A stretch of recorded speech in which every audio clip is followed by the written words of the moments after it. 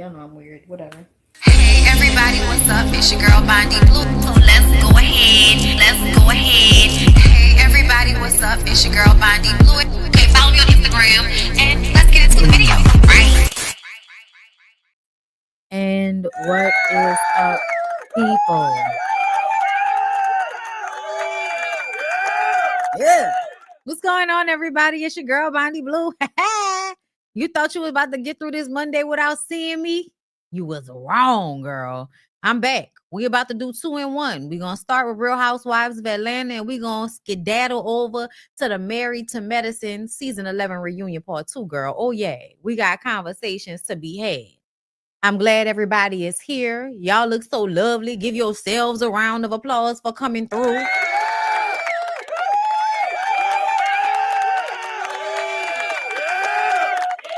Okay, listen, I'm excited. I made my notes and I'm ready to get into it. I really am. Okay. But first of all, I would like for us to like the video as you come in. I would like for y'all to subscribe to both this channel and BondyBlue Bites. Thank you to everybody that has been supporting the secondary channel. I am now up to 6,000 subscribers, girl. I really appreciate y'all for running it up. Thank you very much. Okay, another one and another one and another one. All right. So thank you all so much. All right. Thank you to everybody that sent to the Cash App, girl. Everybody that gave down to the channel for the massage fund. I will be running that again soon. Thank you so much to all that contribute to the channel. This is free. Okay. So we're going to start with Real Housewives of Atlanta, girl. It's a lot to get into, but let's start here. Suzanne, I was at a party with he and his wife one time. Yes. And when I was leaving and, getting myself together, gathering my belongings. So I said goodbye to Charles. And then she came over and said goodbye. And she gave me a hug. And then she whispered in my ear, she said, "Can I tell you something?" I said, "What?" She goes, "Wendy, it's only a baby. Oh. You can work this out." And I looked at her like, "Has this ever happened to you?" So she said, "Yes." I said, "Did you work it out?" And she pointed over to Charles and said, "Yes." I said, "Well, then you're more for..." Then you a better bitch than me. That's what she was about to say. Then you are a better woman than me, bitch. Cause I can't do it. And really you couldn't do it because that man really didn't want to stay with you. That man wanted to be with, with that other woman. He wanted to be with her. He didn't want to be with you. You too much of a reminder that he ain't shit. You too much of a reminder.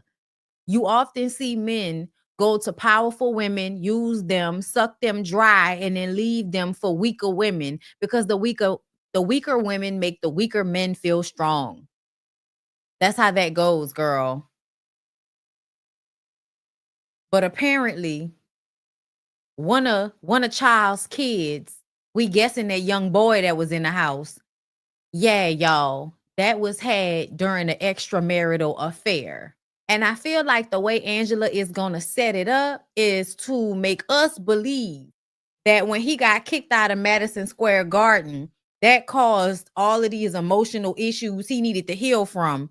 And that's when they were on a break and he went and slid in between some other woman's legs unprotected and produced a child when y'all were still newlyweds. So when I told y'all what my first thoughts were, okay, and I said I felt that, when I was looking at Charles, it was given he gonna stress us the fuck. He gonna stress her. He done stressed her the remember I told y'all that? Remember I said that? Girl.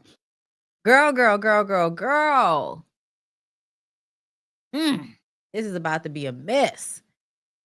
So the episode starts off, Angela and Britt go to the park. Angela isn't getting along with her sisters right now and her mom because apparently, I don't know what happened with the sisters, but with the mom, it seems as if Angela was doing what a lot of y'all do. Y'all have issues with y'all husbands or y'all significant others, and y'all go tell y'all family and y'all friends all y'all business, right? And because your family and your friends care about you, they feel like, oh, girl, we don't like him.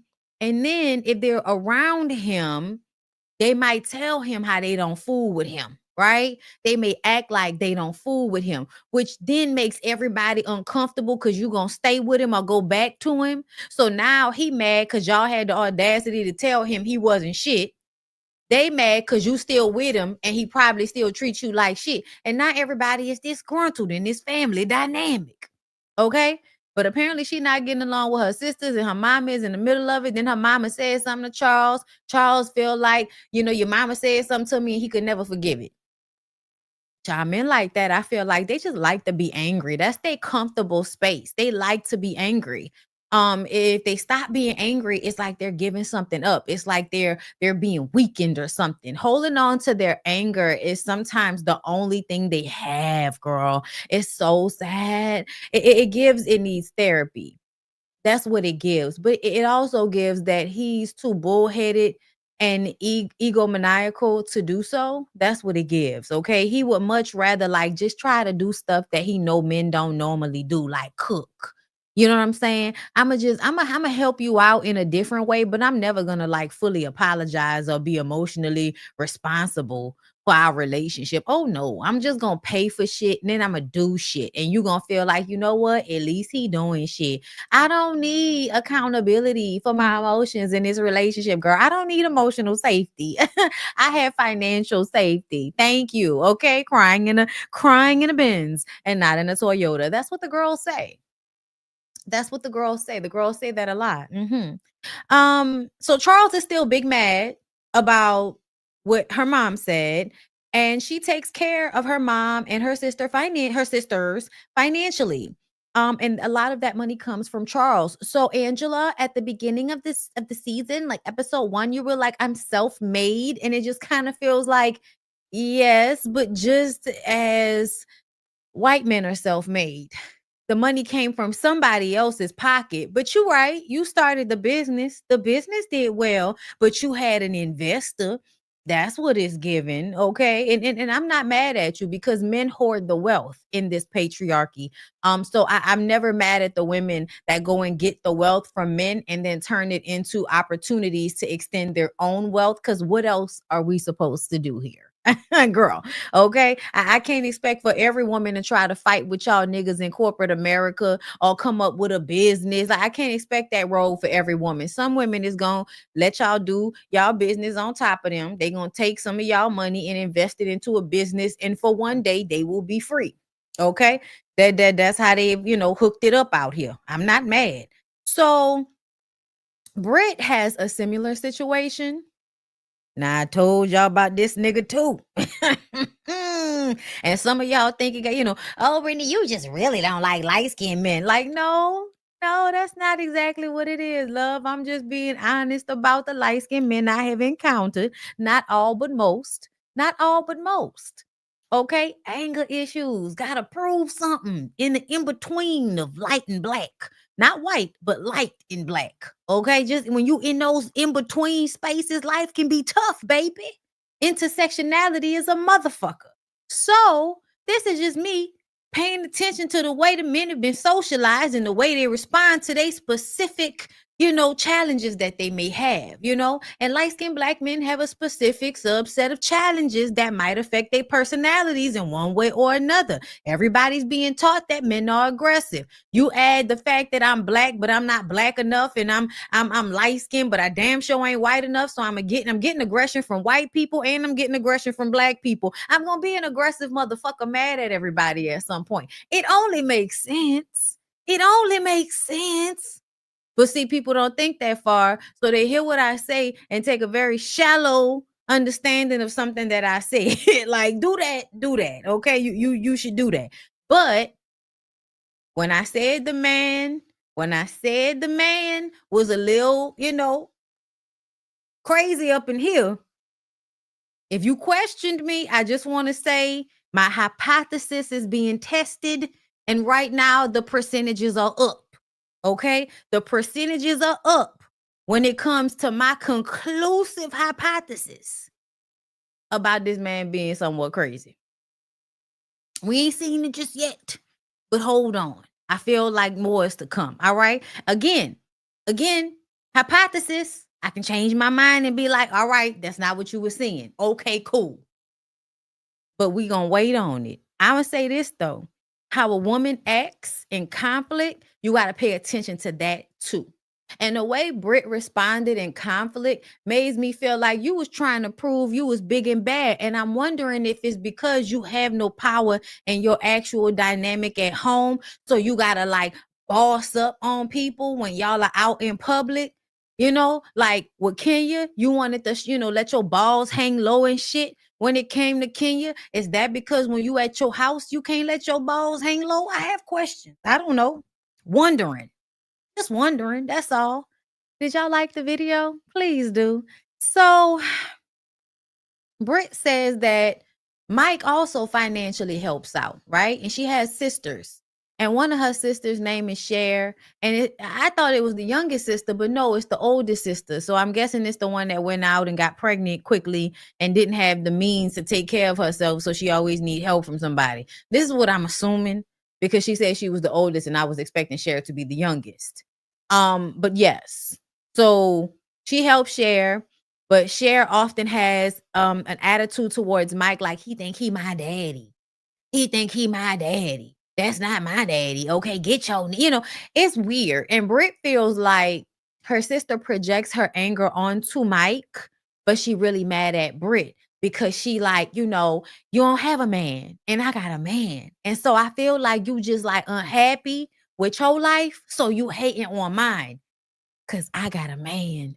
That's what it sounded like she was saying to me. Maybe I'm wrong. Maybe it's also the ends that come with Britt's lifestyle. But I just, girl, I don't know. I feel like Britt sounded a little delusional. Like you sounded a little delusional. And she'll meet with her sister. We'll discuss that later. I'm actually going in order of the episode right now. So Angela is throwing an event, shout out to Tisha, in hopes of fixing things with Shamia. It's going to work. Okay, it's going to work. So Shamia meets with her sister. And, she's sitting by the pool and the neighbors are cutting the grass and Shamia has money. So she's like, we're thinking about buying that property just for moments like this, so we can dictate when the grass is being cut. That way, when I schedule taping, nobody's next door cutting the fucking grass. I'm just like, oh my gosh, Shamia, you should so do that. Like, that's what I would do. If I had the money too, I swear to God, I would buy lots next to mine just so people would have to give me 50 feet. Like, you know what I'm saying? Be over there. Can you be over there?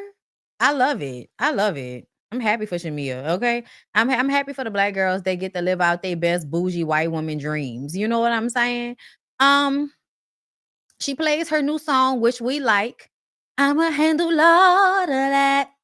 Okay, it's cute. Okay? It's definitely giving. Let me cater to you, cause baby, this is your day. Do anything for my man. Baby, you blow me away. I got your slippers, your dinner, your dessert, and so much more. You want, I'm gonna cater to you. Inspire me from the heart. Ain't nothing tear us apart. Listen, I hate the fact that I know all of the lyrics to that song. Just because I feel like, I might do some of that. But I don't need to broadcast it for y'all. I don't. I'm uncomfortable. I don't know. Shit. Okay. Listen. Shamia wants to extend her olive branch to Angela, so they're gonna make nice. But also, we found out a little bit more about Shamia's background. And did y'all know Shamia was in a group with Carrie Hilson, and that Carrie Hilson also came out with a new song this week, Miss Carrie, baby.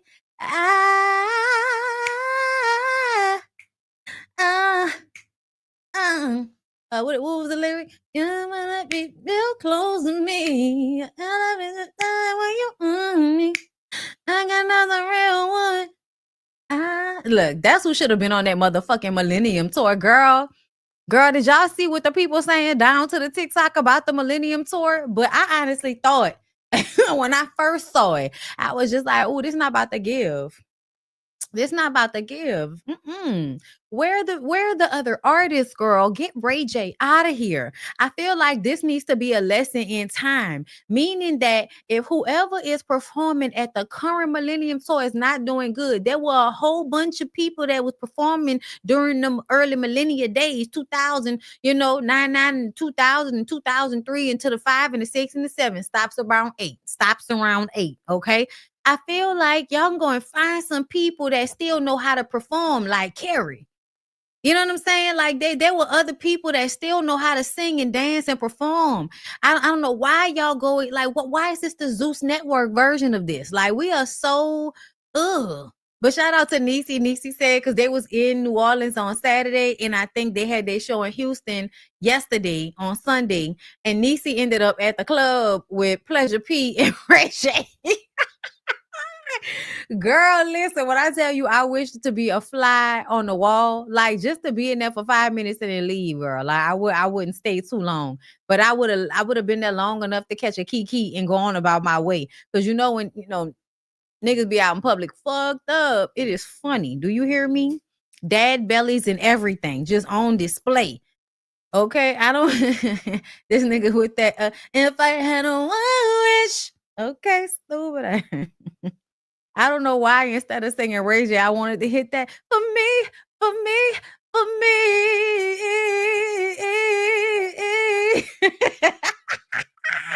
Where's Mario yodeling ass? Okay, y'all could have got him too.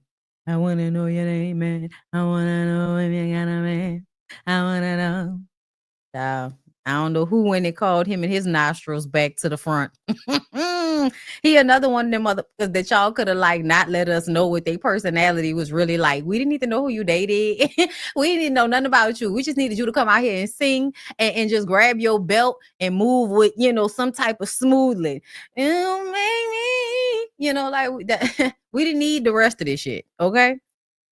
Oh, he on tour with Mary? Let me tell you something. I am tired of seeing Mary J. Blige on stage looking like she don't want to be there. Girl, when I saw this clip from like the last Mary show, she had her black boots on.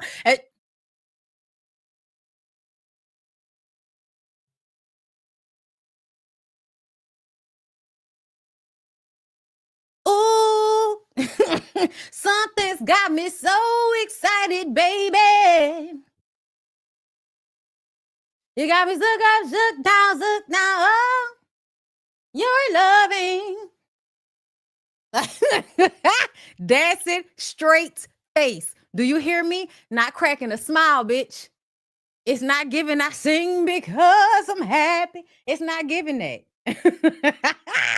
But she look good though. She do. She be straight face. And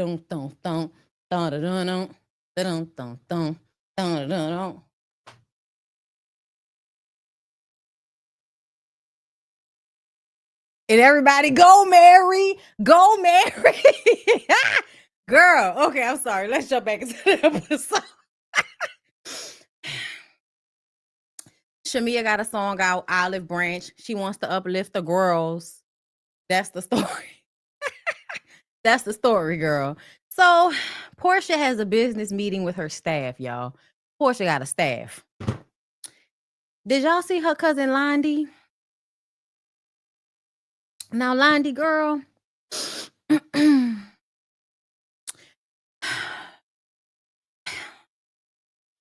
Y'all, who passed? Who passed, y'all? Because I feel like I thought Londi had passed and maybe I was wrong. I don't know. I'm so confused. Either way, Porsha is up there. Okay, no, she did. Okay, I thought she did. And then I saw her there. I was like, when was this taped? Y'all rest in peace to Londi. But I was also,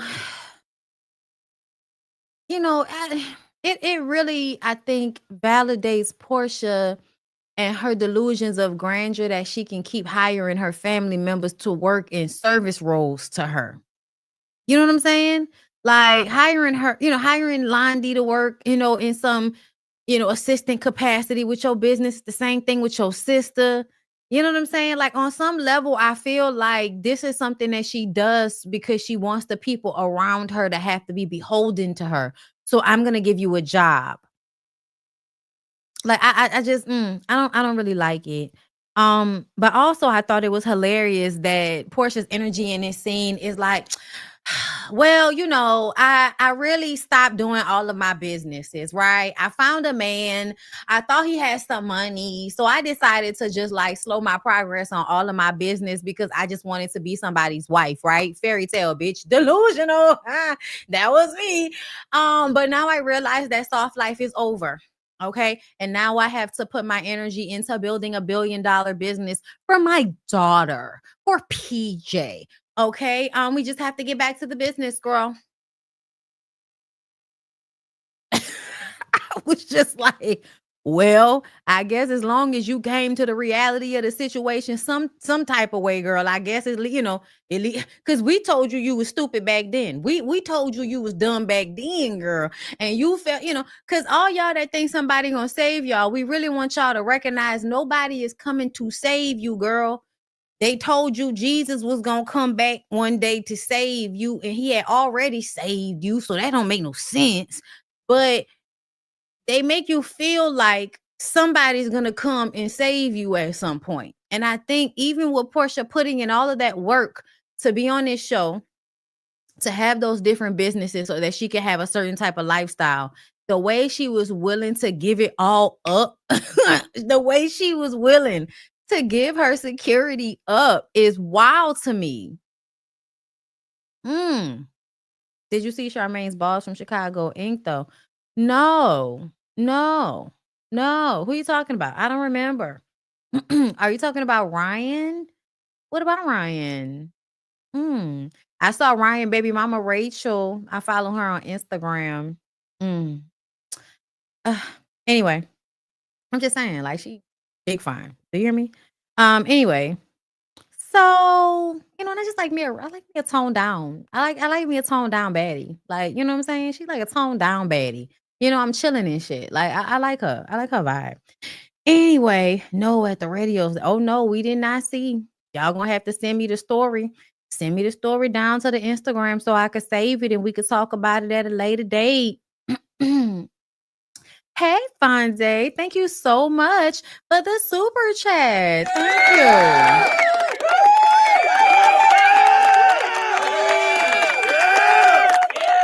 Thank you. Okay, come on, $100. Thank you. I appreciate you.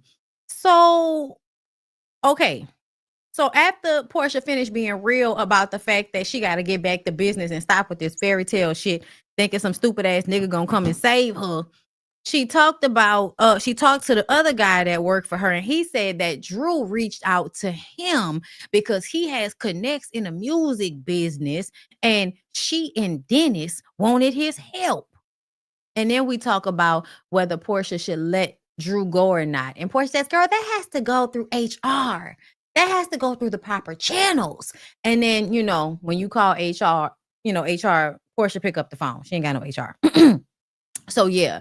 Apparently she's thinking about firing or letting her go as the ambassador. It's like, girl. Girl. Okay, girl.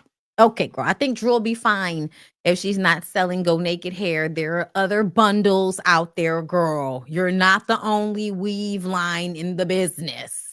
Okay. So Drew joins Ralph and the kids playing in the yard. They say they're better co-parents than when they were together. Moments like this make me question Drew and her honesty. Her and Ralph make me feel like they play games for the sake of the cameras. Even though we know like that Ralph is truly a basement dwelling grifter. We know he's like a basement dwelling grifter with, a peanut shaped dome.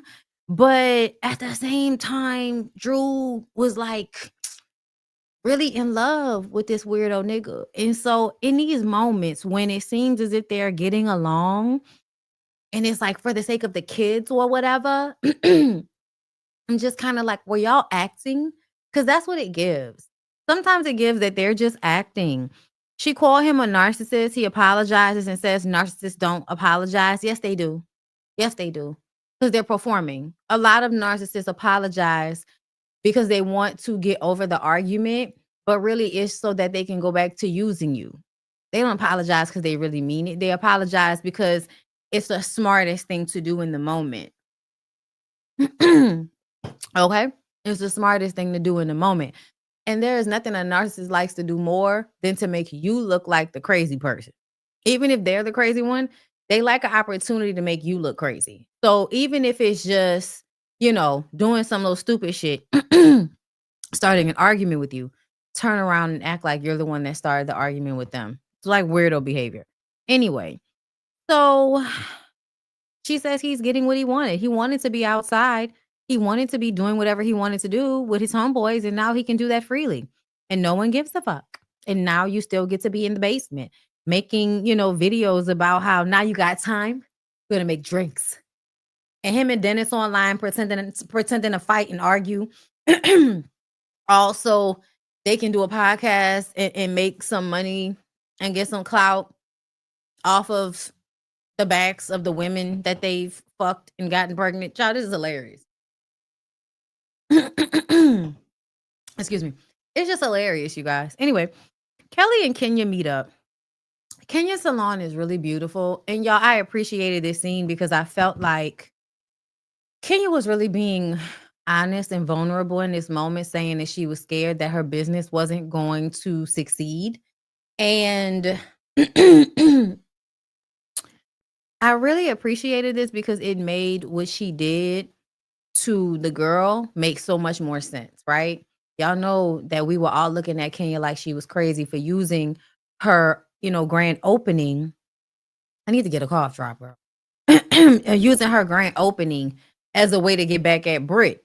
And I feel like now that I know you were really worried about if the place was going to work out, now I know why you did what you did.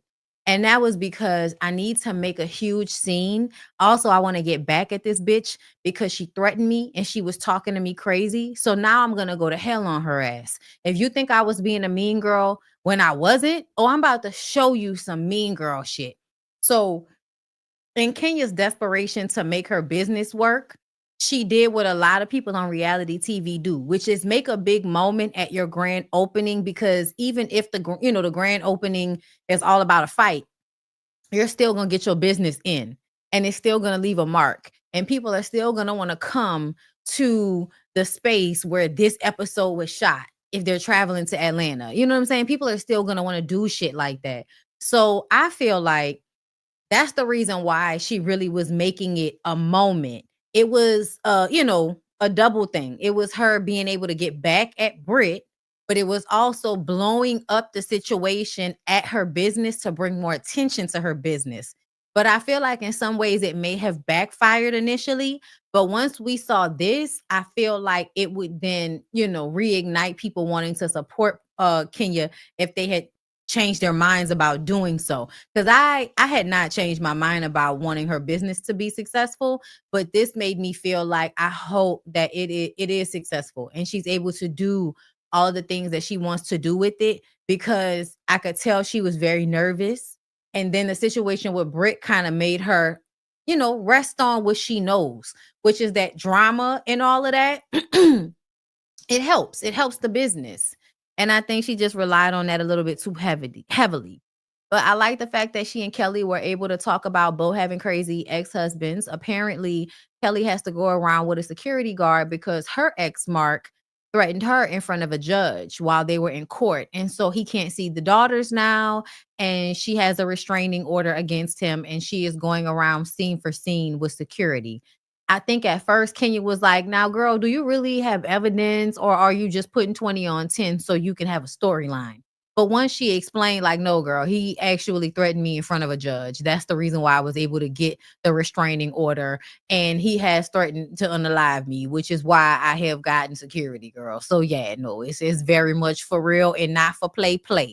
And, I'm like, okay, that's interesting. Like, I want to see more of that. I want to hear more about that. Like, get more specific. Can we get some instances?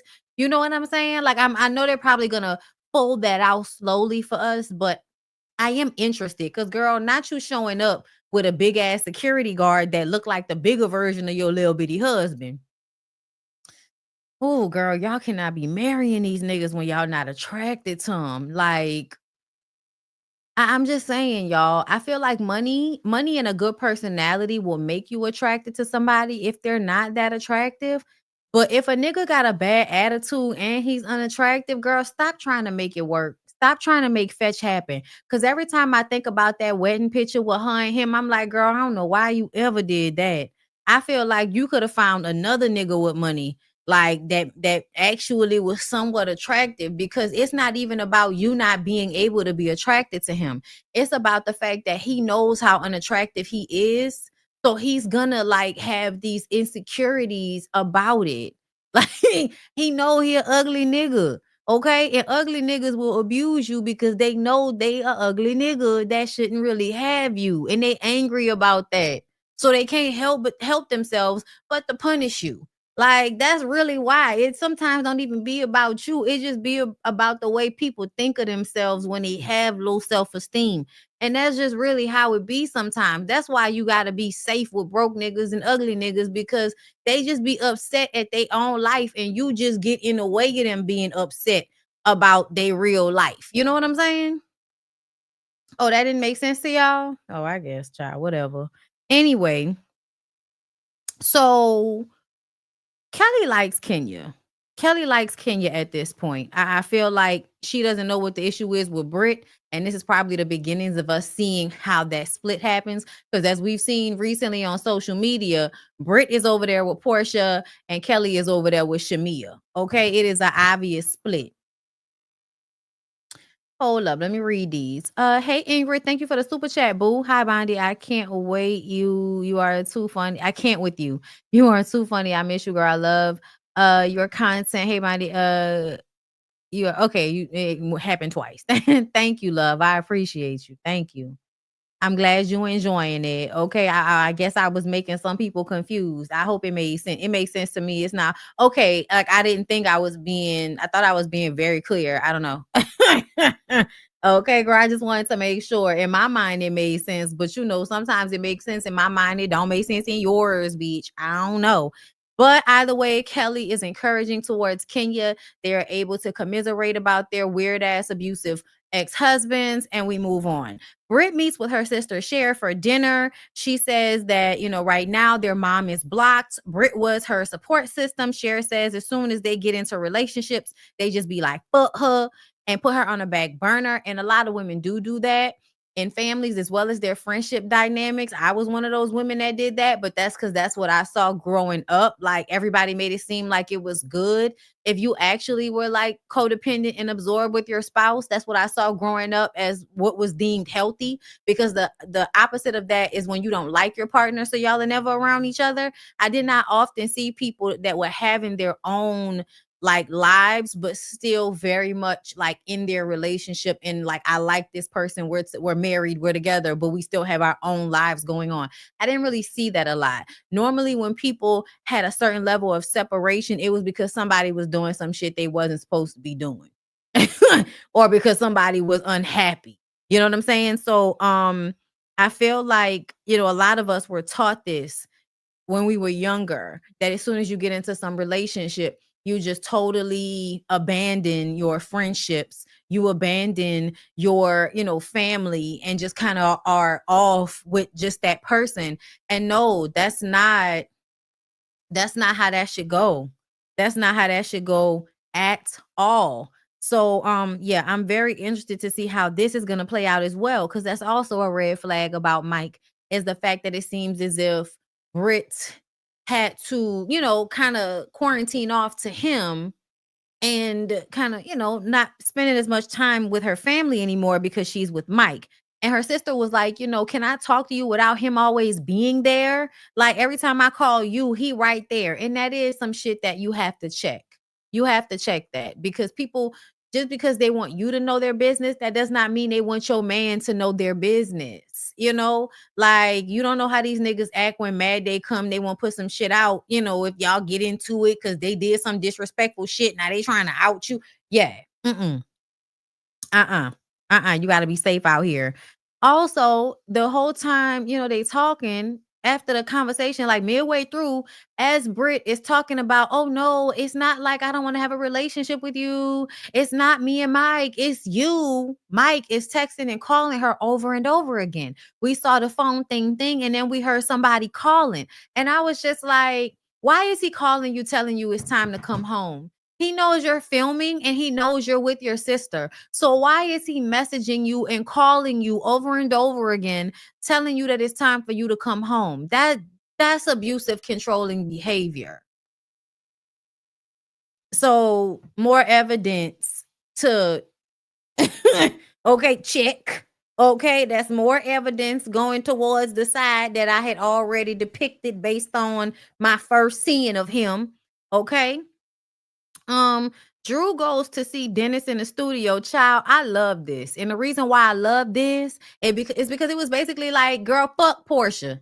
Dennis was like, yeah, you ain't gonna do shit. I'm gonna let you have your moment. I'm gonna let you bitch out and do whatever you want to do. You can crash out, but I'm still gonna do what I want to do. And me and Drew still gonna be in the studio and they still gonna film it and you'll be okay. That's what I feel like Dennis and Drew just decided to do, because we didn't even get really much out of this scene except for Drew asking Dennis to talk to Porsha, and Dennis basically saying, child, I ain't trying to get in that. I tried to talk to her. I ain't trying to get into that no more. And this is where you have to just do what you want to do and let Porsha feel however she wants to feel.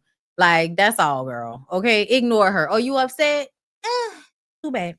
So Kelly and Britt are getting ready for Angela's party, her event, and it's in Bankhead. And apparently Bankhead is dangerous, the hood, what have you. And Kelly and Britt say Bankhead isn't safe. As they get ready, they're worried. Shamia and Porsha are also on FaceTime. Porsha already knows what the situation is with Drew, so there ain't no talking. We ain't got to talk about nothing. I already know who she is, so I ain't even worry about it, meaning that you want to have an issue with her. She's still going to do what she wants to do, so there's no point in y'all having a conversation about it. I agree. The event is in a club called The Bank, and it actually has this huge, beautiful gold like safe door, like huge door that you have to push open and close like a big safe. And I was just like, oh, that's cute. Especially since y'all was all feeling unsafe. Y'all are literally going to have dinner in a goddamn safe. Okay. Not only are you safe, you are inside a safe. Okay. It will take niggas much longer to open up that door and come rush in on y'all. Okay. I hope there was also security before the big ass door. It took so long for them to open and close that door. Child, I was mad y'all kept having that lady open and close that door every time somebody walked up so that they can get the full effect. Them hoes should have had to wait in the vestibule, okay? Them hoes should have had to wait into the vestibule until they was all brought in like a Tyler Perry movie, okay? I give you a bank in Bankhead. Then you open up the door and then everybody gets the moment all at the same time. Y'all have to have that lady dragging that big ass door back and forth because Porsha and them came in 5 minutes apart. That was too much, okay? But either way, it was real cute. I saw a lot of the Black Girl Magic wine, which I love. Okay, the McBride sisters. Yes, red blend, girl, love it. Okay, it's so good. It was a Black attire event, but Kenya decided to come in green. I said, okay, Kenya, do what you want to do. Then, girl, they're about to kick you off the show anyway. You might as well have your way. So when Kenya came in, y'all, Kenya barely hugged and kissed everybody because everybody is in a full face. So everybody is getting the, mwah, you know what I'm saying? You get the, mwah. And me personally, y'all, it tires me out going to each person and kissing and you know, like, why I can't just say hello, give everybody the individually? Why do I have to walk over to everybody and lean down and hug everybody all the damn time, y'all? Sometimes that just makes me energetically tired. So, you know, Kenya comes in the room, speaks to everybody, and Britt just has to make reference to the fact that she got a pat and not a real hug. And Kenya was like, girl, I just didn't want you to get makeup on me. Like, I didn't want to get makeup on you. I don't want you to get your makeup on me. Girl, I've known Drew longer than you, and Drew barely got the pat. Like, to me, Britt just wants to have an issue with Kenya. You are forcing a moment to happen. I don't know how many times y'all have taped together, but it's giving, oh, girl, if I don't hurry up and make a scene with Kenya right now, they're going to cut me. That's what it's giving. I'm just saying. Okay, so Shamia comes in with her olive branch. Super cute. Angela receives it. Honestly, though, Shamia, you could have did a little bit better than that. I'm just saying, like, the olive oil could have been like a cute olive oil. Like, you know, like you didn't have to get it from the grocery store. You could have went to the World Market. Girl, you should have ordered it from the World Market, because Instacart should be picking up from World Market. But you should have got a nice bottle of olive oil to give as an olive branch. You know, like a one in a cute bottle. Something that somebody uses decoration, they don't really use it. And then you just kind of stuck the branch inside of there. That was weird. Like, no, girl. I would have like put one little flower and, like, you know, cut it and then taped it around. Like, it didn't have to be an actual olive branch. Or you could have took the olive branch and paired it with like a white carnation or something else that would, you know, a yellow flower, something that meant like friendship, something that would have represented forgiveness. And all you had to do was just like shorten the olive branch and take like some tape and like just tape it around and then cover it with a cute little ribbon. If you was gonna do it, you could have just made it a little cuter, and it wouldn't have cost a lot of money to do so. But you showing up with that plastic bottle of olive oil with just that branch sticking out of it with all of that money over there, yeah, girl, you could have done better. I said what I said. And then also for Shamia to say that it made her feel good that Angela received it, because if it was her, she would have been like, beat it. And I'm like, so you wouldn't have been forgiving, but you wanted Angela to be forgiving of you. Okay, Shamia, clocking tea.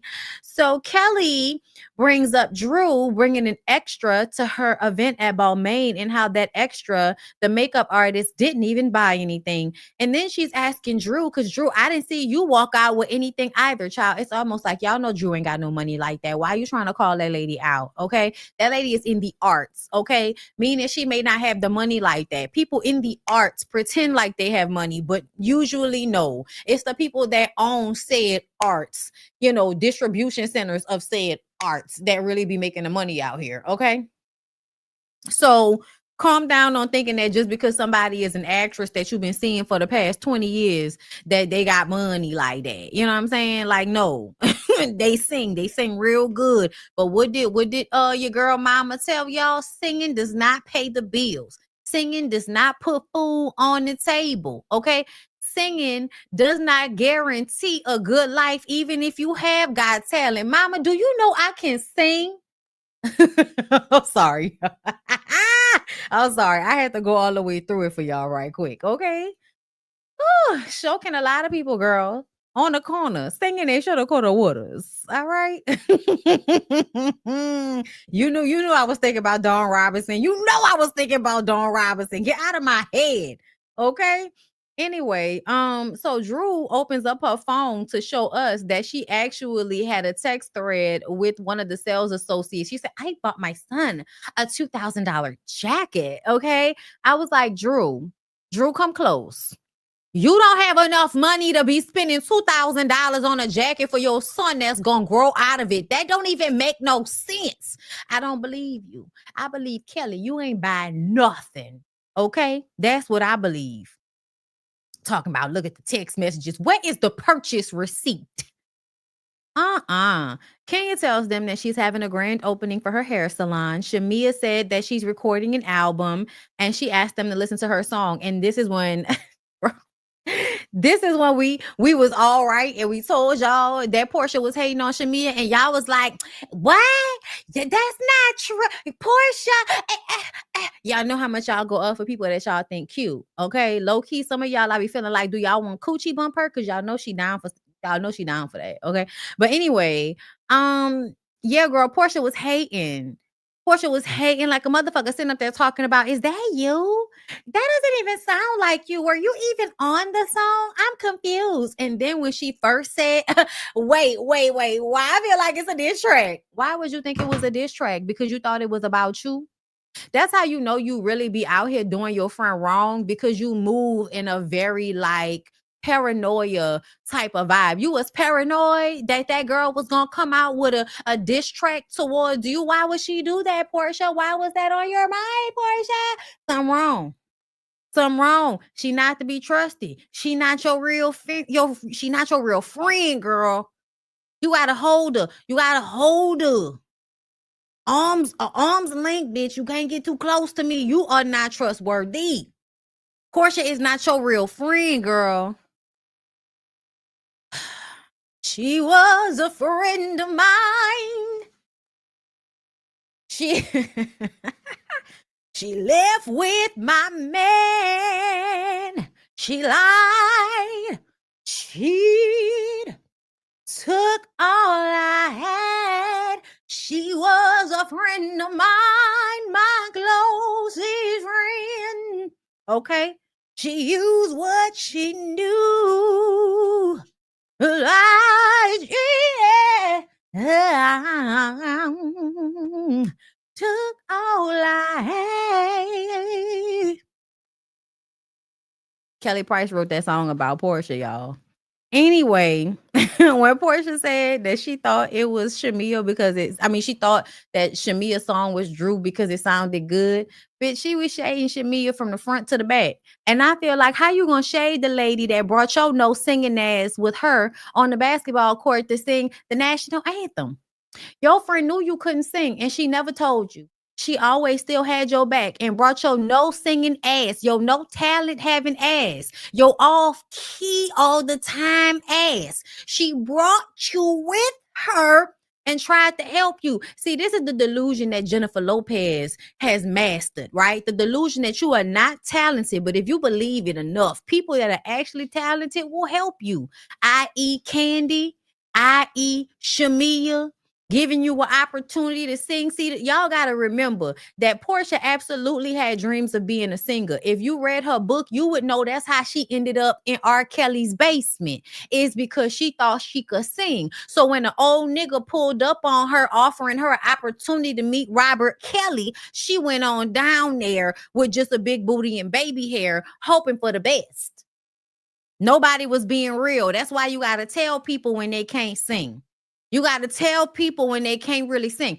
Just because you don't want them thinking that they can sing. Meanwhile, a dude just trying to lock them in the basement. Dum, dum, dum, dum, dum.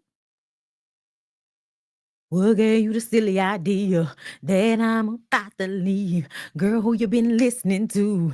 They must be crazy. Look back and see our past and all the shit that we've been through. I hate him. I hate him so much. Oh my God. Music used to be the shit. I'll give my all. And girl, I'm a man of my word. And on that word I stand tall. Being without you sounds absurd. So dry your weeping eyes, 'cause I'll be here by your side. No need to doubt this guy. I'm in this for the long ride. Oh, I hate that nigga. Oh my God. Ooh, that was our song back in the day. So, in order to have a good time here at this dinner, we got questions, right? Everybody always want to play questions. Why y'all always want to play questions? Oh, messy assholes. So Porsha said that she's recording hold up. Porsha recording, thought I heard something about Charles. Okay, wait. So they asked some messy questions to force a conversation and conflict. And then Porsha said she heard something about Charles, but then would not say what it was. I hate when people do that. Don't let me know that you know some tea, and then you don't want to tell the tea, but you want us to know you know the tea. Bitch, keep it to yourself if you're not going to tell me what it is. Okay? What, you want me to beg you for the information? Stop.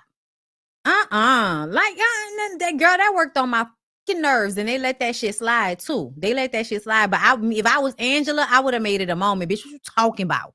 Put it on the table, huh? What you mean?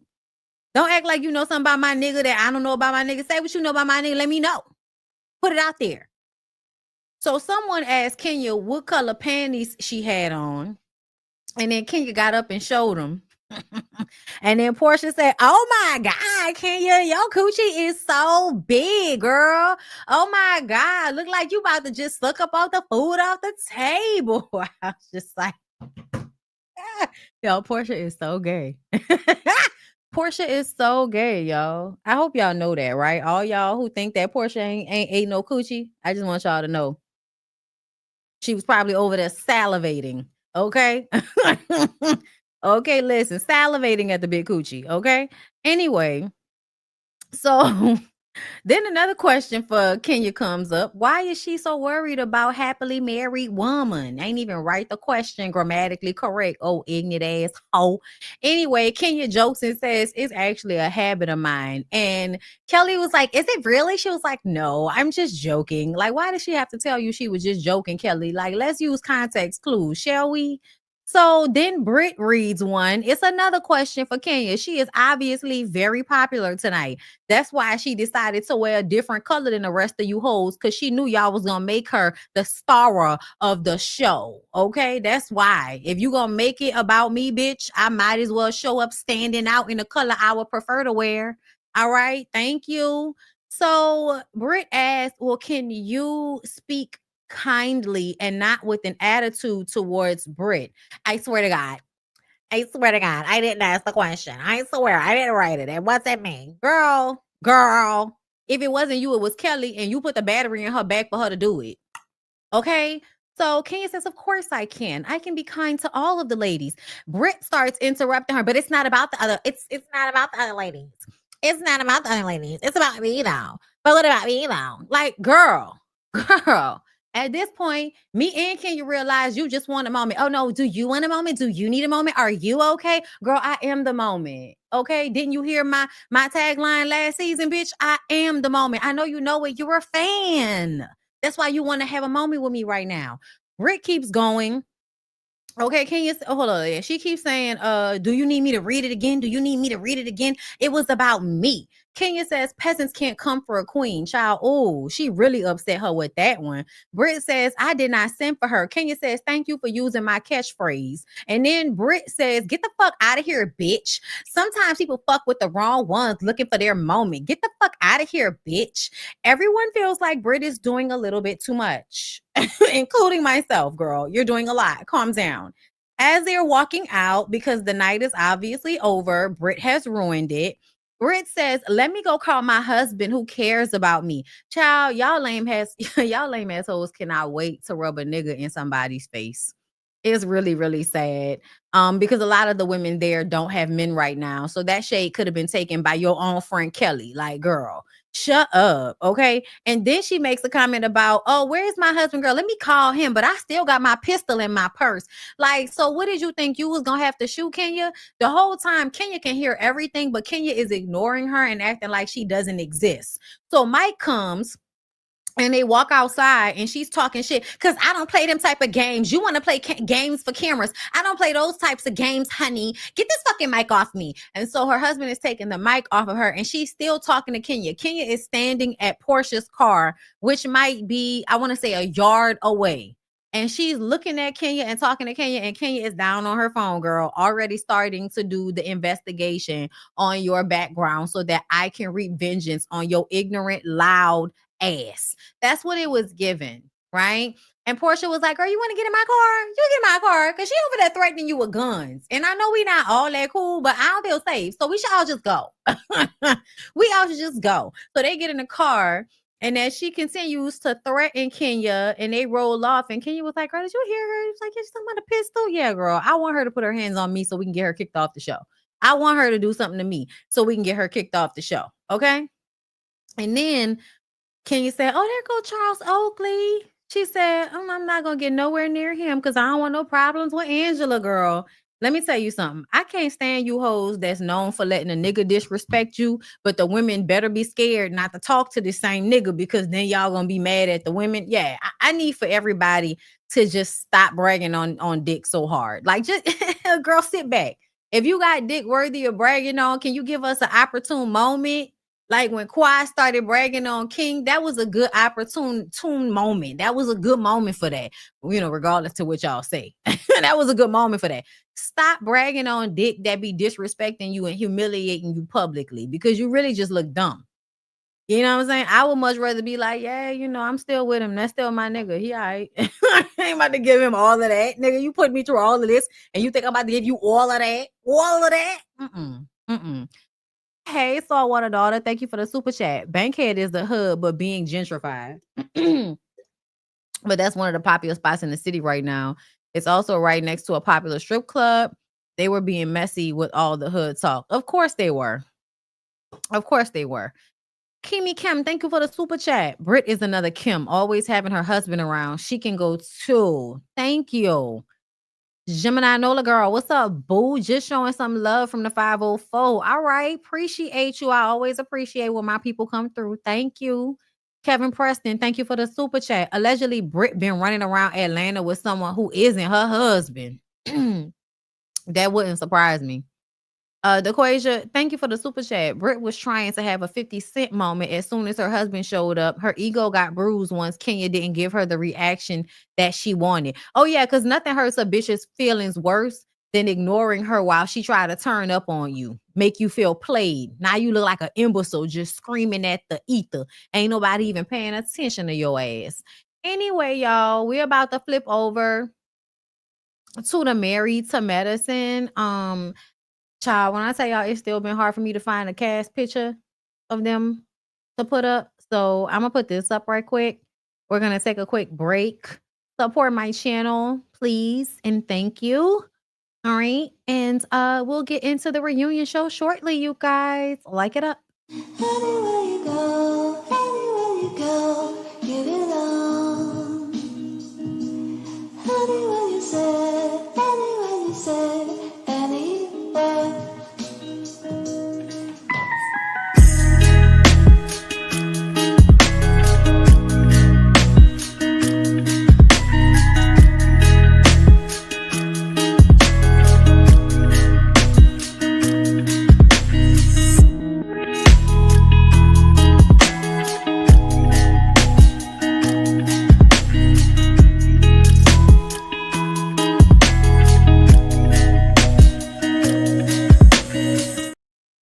Okay, before we move on to the Married to Medicine, let's get into some of the mess that happened down to the internet. Okay. So apparently people were, tweeting Kenya about what happened on last night's episode. Being the longest standing Real Housewives of Atlanta member, threatened with whips and pistols by a newcomer 3 weeks into filming. Seeing this obsession play out is scary. I wanted protection and assurances that the threats would be taken seriously. I may be strong, but I'm not bulletproof. It's so painful to see my storyline being told by someone else. With that said, I really appreciate Kelly being so kind and supportive to me. Candace Dillard Bassett said, they always want to try and humble you when you're smarter than them and their show ponies. Kenya deserves better. That's all I'm going to say about it. I agree. Babe, there is no context missing, no other interaction, no prior meetings, no gossip, nothing. Because someone said, Kenya, we are dying. Exactly. We have absolutely we are dying. Exactly. We have absolutely no context. I may be a lot of things, but I'm not bulletproof. Praying the world will see what provoked me to take the actions I took. Someone said, I wonder if Bravo is going to edit it out and make you look bad and Britt look like the victim. They good for that. No, to me, I feel like they're showing that Britt is not the victim here. Her obsession with Kenya needs to be studied. Obsession is an understatement. It's definitely given that. Like, I'm gonna tell y'all right now, and I know a lot of y'all are gonna get upset, but people are fans of these shows and they aspire to be on these shows. And they get on these shows and they showcase the fact that they were a fucking fan, i.e. Britt, i.e. Letitia on Married to Medicine. Yeah, a lot of people are fans. We're not even going to get on some of them other shows and who I think were fans. I'm going to let it go. But I'm just telling y'all right now, hoes be fans, okay? Jesus Christ. But let's go ahead and get into the Married to Medicine. Hold up, let me see.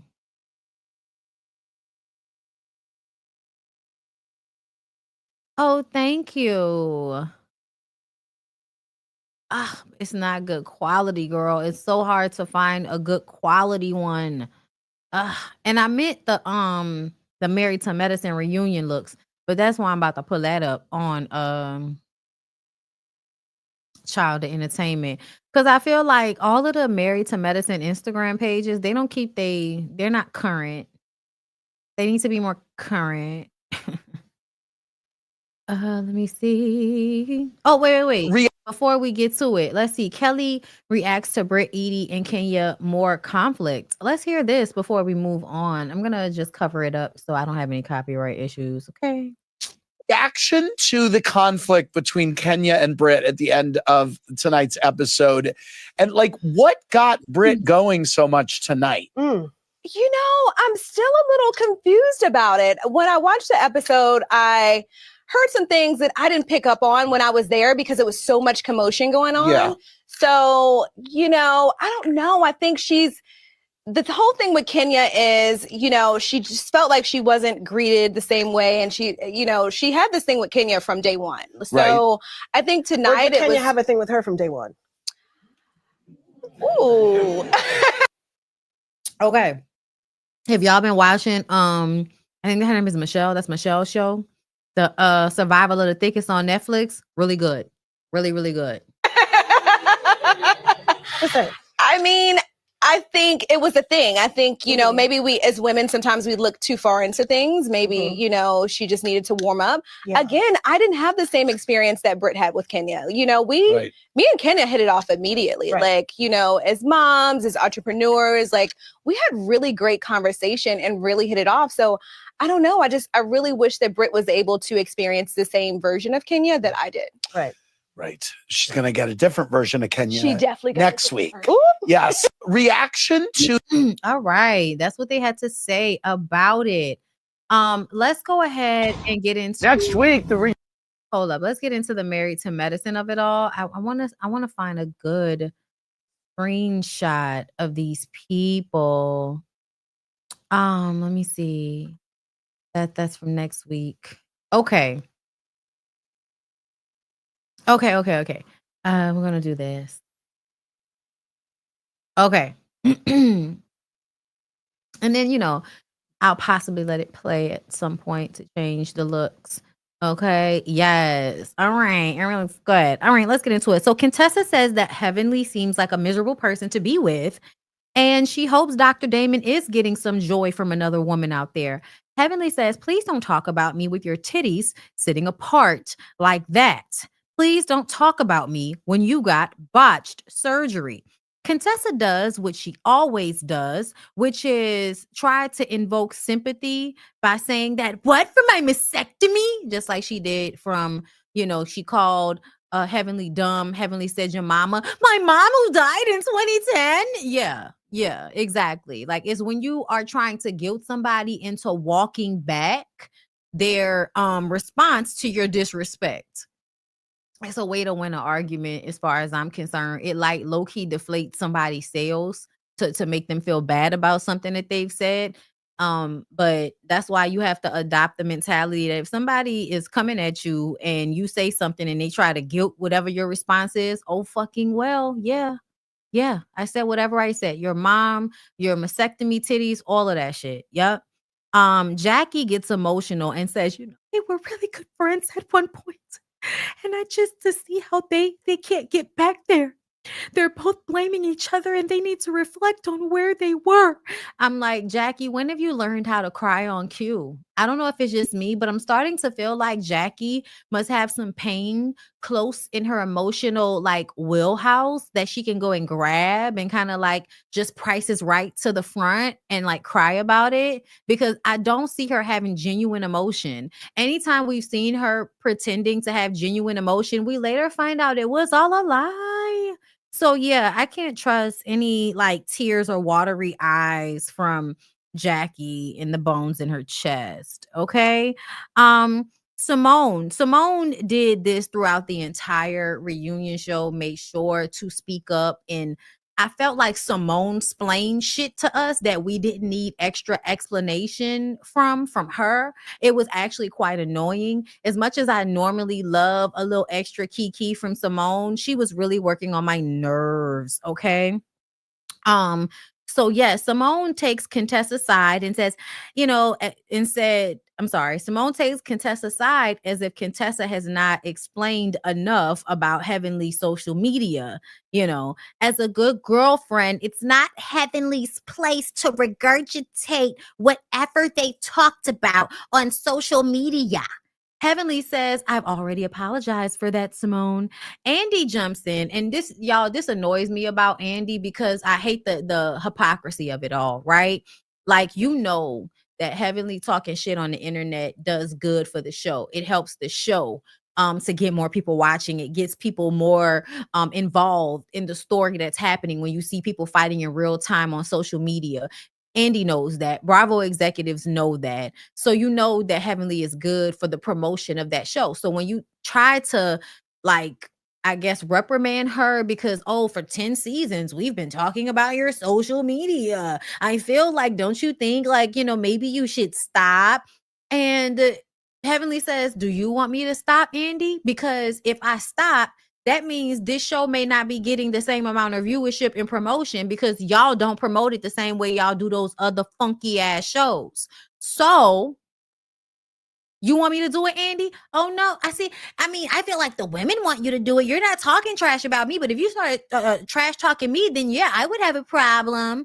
And she says, well, I'm not talking about you, Andy. But to me, I'm like, and I have an issue with that, Andy, because I feel like you're an executive producer on these shows and you are totally fine with laughing and smiling and kikiing and enjoying the mess when them women are talking shit about each other. But as soon as somebody says something about your funky ass, then all of a sudden now you have a problem. I feel like you should take the shit on the chin just like anybody else. And yeah, calling you a cokehead might have been a bit much. Calling you a racist might have been a bit much. But we don't know much.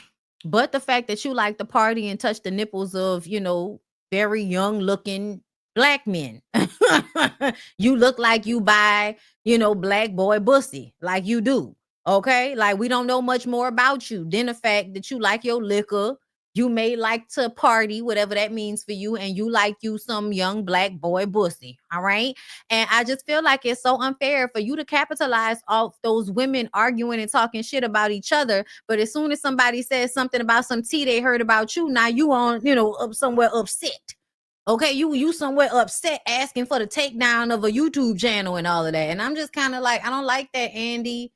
Like, it's messy. Yes, all of it's messy. But just like all of the women are expected to take the hits and keep rolling, I feel like you should be able to take the hits and keep rolling too. And all of that, because it's hypocritical to me.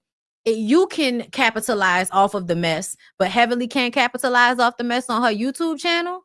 Yeah, I don't like that. I'm not, I'm not feeling that. I didn't like that, how they felt in that moment,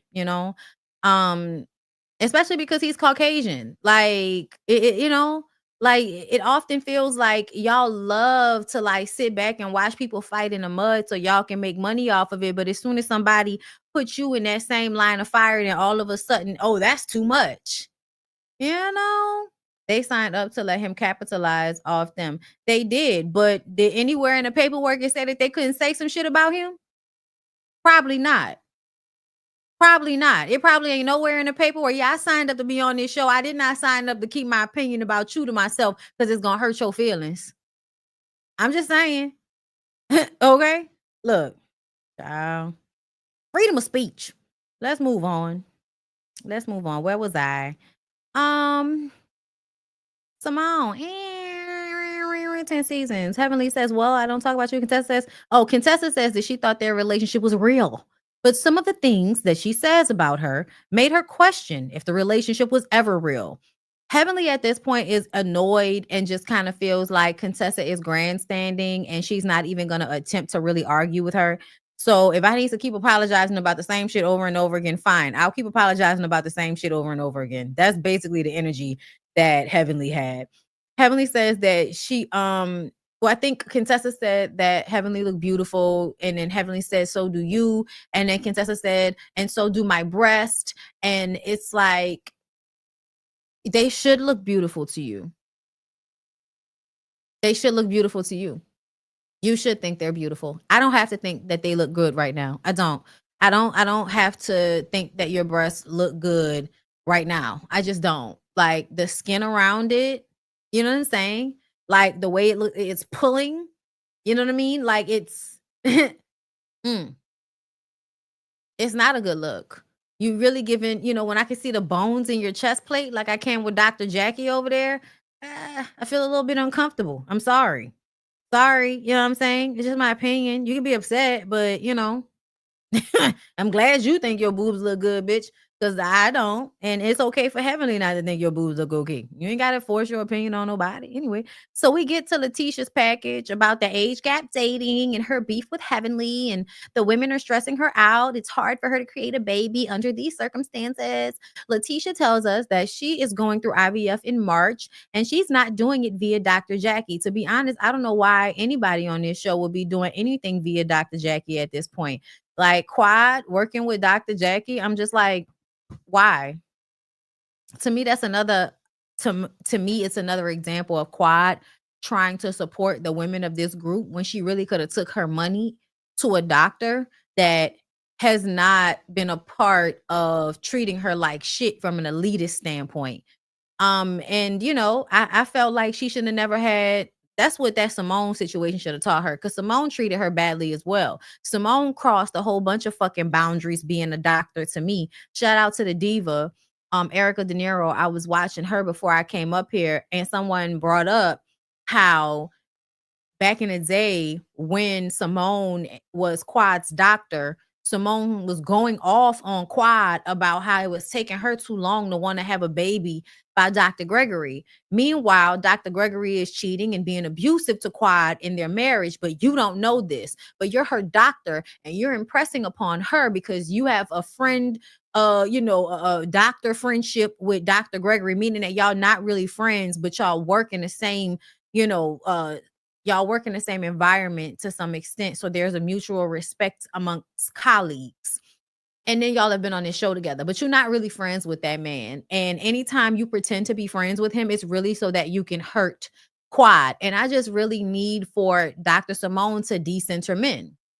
I need for her to do that. I also need for all doctors, especially women doctors that are administering to the other women's coochies, I need for y'all to decenter men when it comes to how you are a doctor. Because to me, that was a complete breach of how she should be as a doctor. I feel like reality TV just shows you that a lot of these doctors put themselves on pedestals that they really should not be on, because you can be a good doctor and then you can still have bad bedside manner. And I feel like we were always kind of giving Simone the benefit of the doubt that we weren't giving to Dr. Jackie. But the truth of the matter is, both of y'all, I would be hard pressed to want y'all to be my doctor when I need emotional support from a doctor of this kind. From a gynecologist, I need the doctor to have some type of emotional intelligence as well. And I feel like what Simone and Jackie showed us is that they don't have that emotional intelligence. We will never forget the way Jackie did Buffy. Y'all could try to act like, oh, Buffy was so crazy and Buffy stayed on that too long. I don't give a fuck. Jackie still did it. And then Jackie's comments later on reinforced her harshness and her coldness to the very women that she's always advocating for. And then when it comes to Dr. Simone, you act like you're a better doctor, but you really reprimanded your patient because she was not rushing to have a baby with a man who was abusing her. You're her doctor. You're not supposed to be imposing somebody else's will on her. That is so fucked up to be in that position and do that to Quad. So the truth of the matter is, Quad should not be fucking with any of y'all.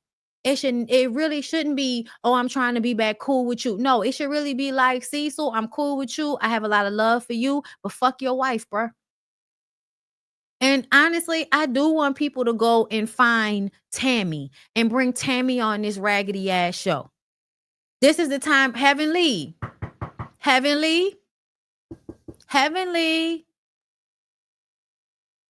If we can go find Letitia and Gregory, we can go find Tammy. Okay. But child, Cecil would have to be down for that. And something tells me that Cecil is not willing to sacrifice his comfortable life to bring Tammy on his damn show, because that might actually push Simone to file for divorce. Anyway, a fan writes in about how hard it was to watch Dr. Gregory tell Sweet Tea that she only had 2 years left to get pregnant because his ass is old. Andy asks how old Dr. Gregory is, and Letitia says he's 56. Simone then jumps in to explain that it's a huge age gap relationship, and how as the men are getting older, it's harder for them to run after small children. Andy should understand. And Andy was looking like he was offended. He was like, fuck, like, I know I'm old and shit, but damn, I feel like I'm doing all right. But she was like, yeah, most men don't want to be 80 at the high school graduation, Andy. Okay. They discussed the age gap relationship between Letitia and Dr. Gregory, and Letitia says that we deserve to be taken care of financially and emotionally in a relationship. You are not being taken care of emotionally or financially, for real, for real. I think you're paying some of the bills over there. I don't think you're getting the return you should be getting on fucking an old man who thinks that he can sun you at every turn because you're younger than him, even when he's dead ass wrong. He old and has no capability of taking any type of responsibility for when he's fucking up, which then helps your young ass not take any accountability for when you fucking up either. To me, they have that in common. Both immature to some respect. This is how an age gap can be appropriate, because the man is immature and so is the woman. The problem is the woman is immature because of her lack of like experience. He's immature by way of indignation, meaning that I'm going to be immature because I want my way and I'm a man and I don't have to agree to anything I don't want to agree with. It's out of stubbornness, not out of lack of, life experience like it is with her. But they're both immature. Okay. So I think the response to that was Toya saying, wow, I agree with her about being taken care of. And then Quad says, I agree, but I also feel like the man should hear her when she speaks. He shouldn't shun her, and he should not dismiss her when she's trying to simply get through to him. And Andy asked if she was talking about Dr. Gregory, which she says yes. And Letitia's goofy ass says, you're so worried about Gregory. And she said, girl, I'm not worried about Gregory. And this is why you can never really defend these women. And this is why a lot of times people adopt the mentality, well, bitch, you might deserve to get your head knocked between the washing machine and dryer, because that's how you feel about yourself.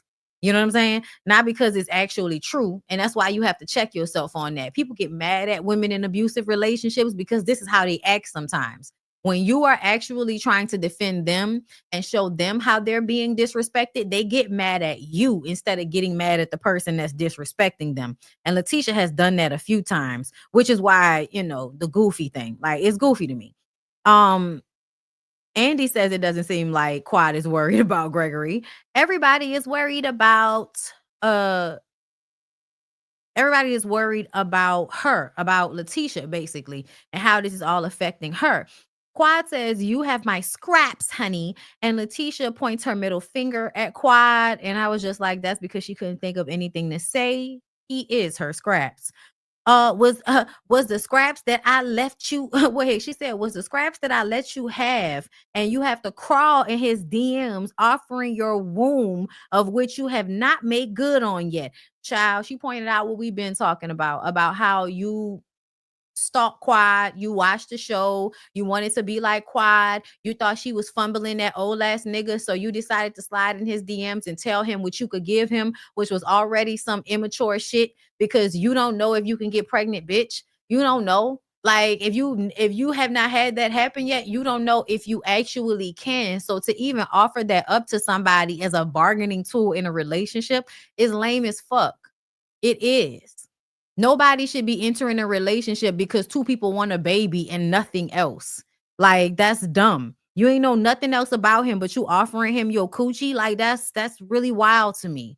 Anyway, Letitia then says, oh, she didn't get enough money in a divorce. Girl, And you must not be getting enough money in that household right now because, girl, your titties are smushed together. Your hair look like you could have paid somebody a little bit more money to do that a little bit nicer. It all looks real discount. It looks like you're not getting access to all of the money. That's what it looks like to us. And I have questions. Is he on your insurance? I just have questions. Anyway, so then Letitia says that nobody wants a drunk with failed businesses talking about quad. And a lot of people have failed businesses. That's not necessarily, a bad thing, especially if they still are being kept afloat and they are able to take care of themselves without the little man in the Mini Cooper. Okay. But she points out that Quad had 2 DUIs. I was like, oh, Quad, she got you right there, girl. She said you had 2 DWIs. I don't know when these were, but we all know Quad has had a mug shot here or there. I don't judge people. People make mistakes, as long as it's not a repeated thing or you see it happening over and over again, like with Karen. But Sweet Tea was like, really, like, I'm going to call you an alcoholic on a national television show without any real evidence. But I heard some shit about you from the past that Gregory told me. And then you were drinking when we were on vacation and you was being mouthy with my man. So I'm going to go ahead and call you an alcoholic. It's not until Andy kind of says, that's a lot for you to call her that she kind of backs it up and says, oh no, maybe not an alcoholic, but she drinks a lot. And that was the reason why her and Gregory got into it, because she was bragging on her relationship in front of Gregory. And I'm going to tell y'all, I stand on this and I don't give a fuck what nobody talking about. If Gregory was still over Quad in a way that was actually respectful to Sweet Tea, he shouldn't have never been getting mad when Quad was saying the stuff that she was saying. You sitting up here talking about, oh, you were antagonizing him.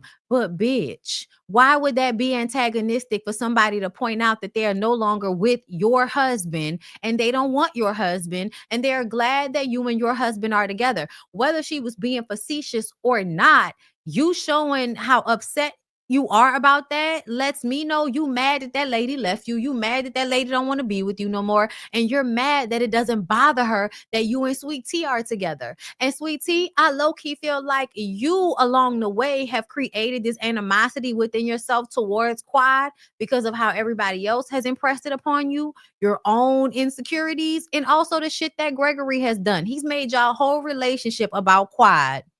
Y'all whole relationship is about Quad. So I can see you resenting Quad right along with everybody else, which is why you will be okay with your man engaging with her that shows he still has feelings. He shouldn't be this upset. He shouldn't. He should be moved on. Anyway, so she says he was being disrespected and had the right to speak up in regards to their marriage. How she bent herself into a pretzel to arrive at that conclusion, girl. Her back should be fucking hurting, and not from them big ass titties, but from all of the ways that she just stretched herself trying to make that shit make sense, because it did not make sense, girl. It doesn't make sense, but you can keep trying to make it, okay? Heavenly says that he told Quiet to shut the fuck up, and she says no. He said that her fucking mouth was big. That's 2 different things. No, it's not. It's not 2 different things.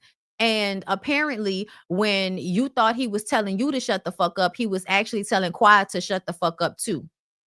They should have brought up the way he was telling her to shut the fuck up, because that would have been my response. Oh, he wasn't telling me to shut the fuck up. He was telling you to shut the fuck up. Oh, okay. That makes it better. My bad. My bad. He told me I had a big fucking mouth, but told you to shut the fuck up. My bad. My bad. I didn't know. I didn't know that he was talking to you and not me. My bad. Like, girl, you just playing yourself, girl. So Simone, once again, Quad was gloating about her relationship, but at some point, you turned it around on them. Quad said that she was truly complimenting them when she said that she was in full support of the Lunsfords. Letitia says you were antagonizing him. They get to Heavenly saying that Dr. G is not respected in the community and how Heavenly then called him a pedo.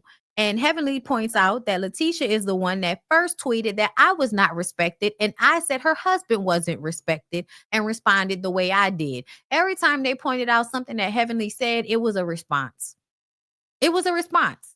And just because you can't rib as good as me, and just because you won't go to hell like I will, does not make you more right than I am. You initiated this, and you're just mad that I took it to hell on you. Maybe you should leave me the fuck alone. I'm sorry, y'all. I definitely felt heavenly when it comes to that. Stop coming at me if you don't want me to come at you the way I come.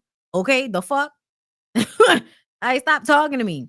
But she does say she was wrong. She has no beef with Sweet Tea, and she will apologize over and over again for making those statements about him. But to be very clear, based on Google and his the comments on the internet about Dr. Gregory, he's not well respected. So even though it may not have been necessarily the right thing to say, on some level it was the truth. Now, when it comes to him being a PD, I think that was more so about the fact that he's dating your dumb young ass more than him actually being one.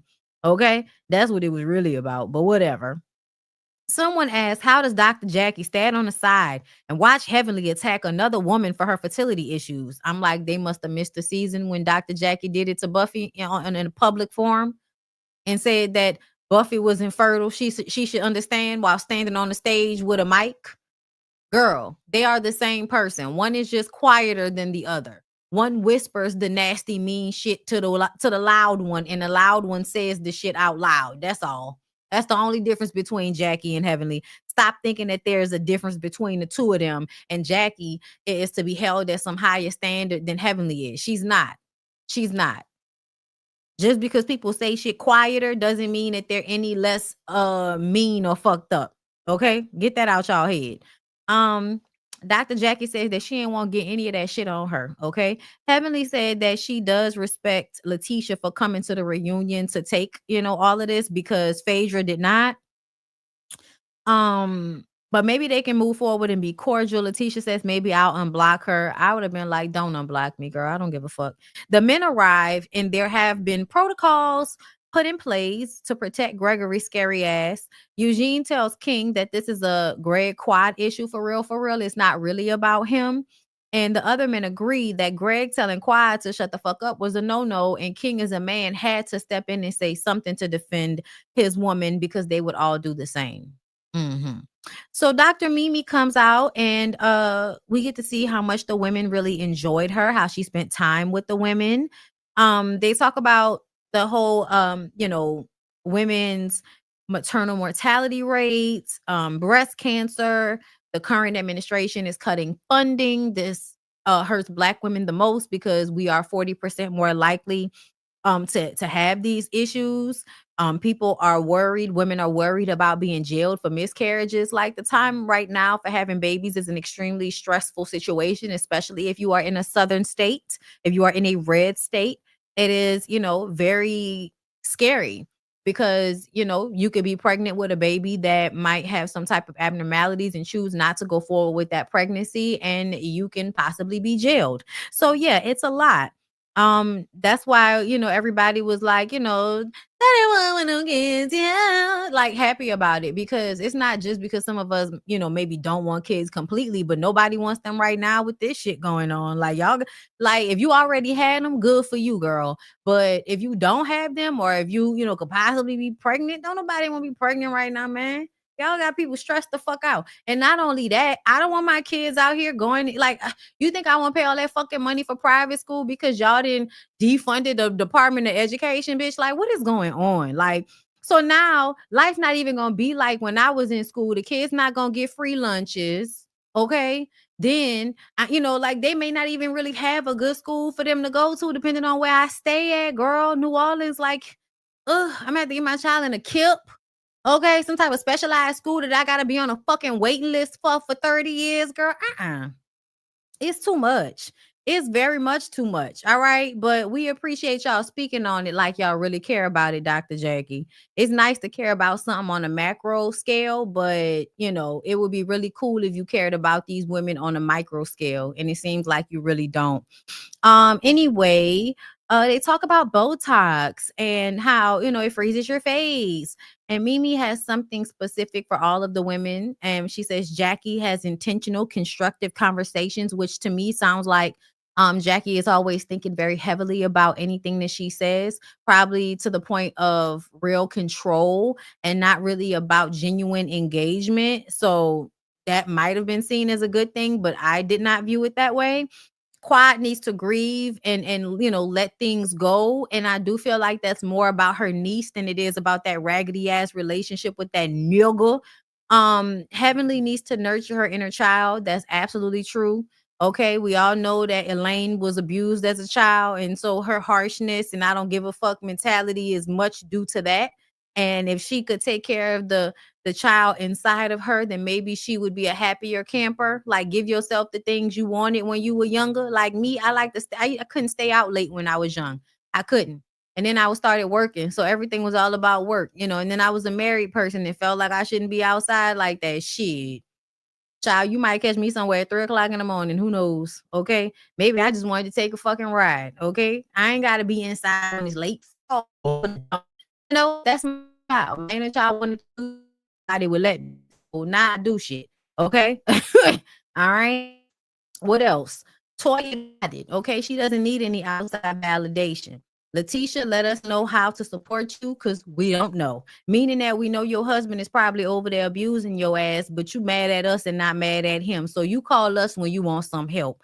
Contessa has a lot of energy and she needs to put it in the right place. Meaning that all of your aggravation behind that man of yours, you need to put that towards him and stop putting it towards the cast. Okay. I definitely think Mimi did a good job. I like Mimi, but y'all know how these people do. We like somebody, y'all don't bring them back. So I'm not about to get too emotionally invested in her or her husband. Moving on, the men come out. The women discuss how King and Greg were supposed to meet up, but King didn't go because Quad didn't want him to go. And also, how did Scott get the bump on his head? Can somebody tell me? Y'all like the video, and we're gonna come back in episode channel, y'all. Anywhere you go, give it on. Anywhere you said, anywhere.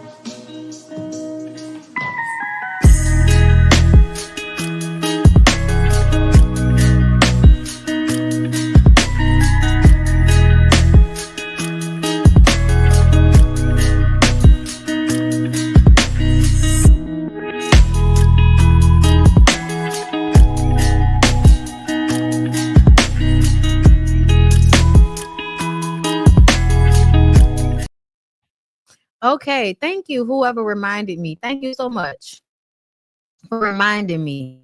Forgot that she called Simone. Yeah, I forgot about. It's not really memorable all the time, but she absolutely is rigid. So she should shake that out. Like, girl, you like a pair of jeans that somebody starched. Like, girl, loosen the fuck up, okay? My God, I wonder why you so uptight. I wonder what that's about. It was big when Quiet didn't want to let her coochie no more, huh, Dr. Simone? I'm gonna leave you alone.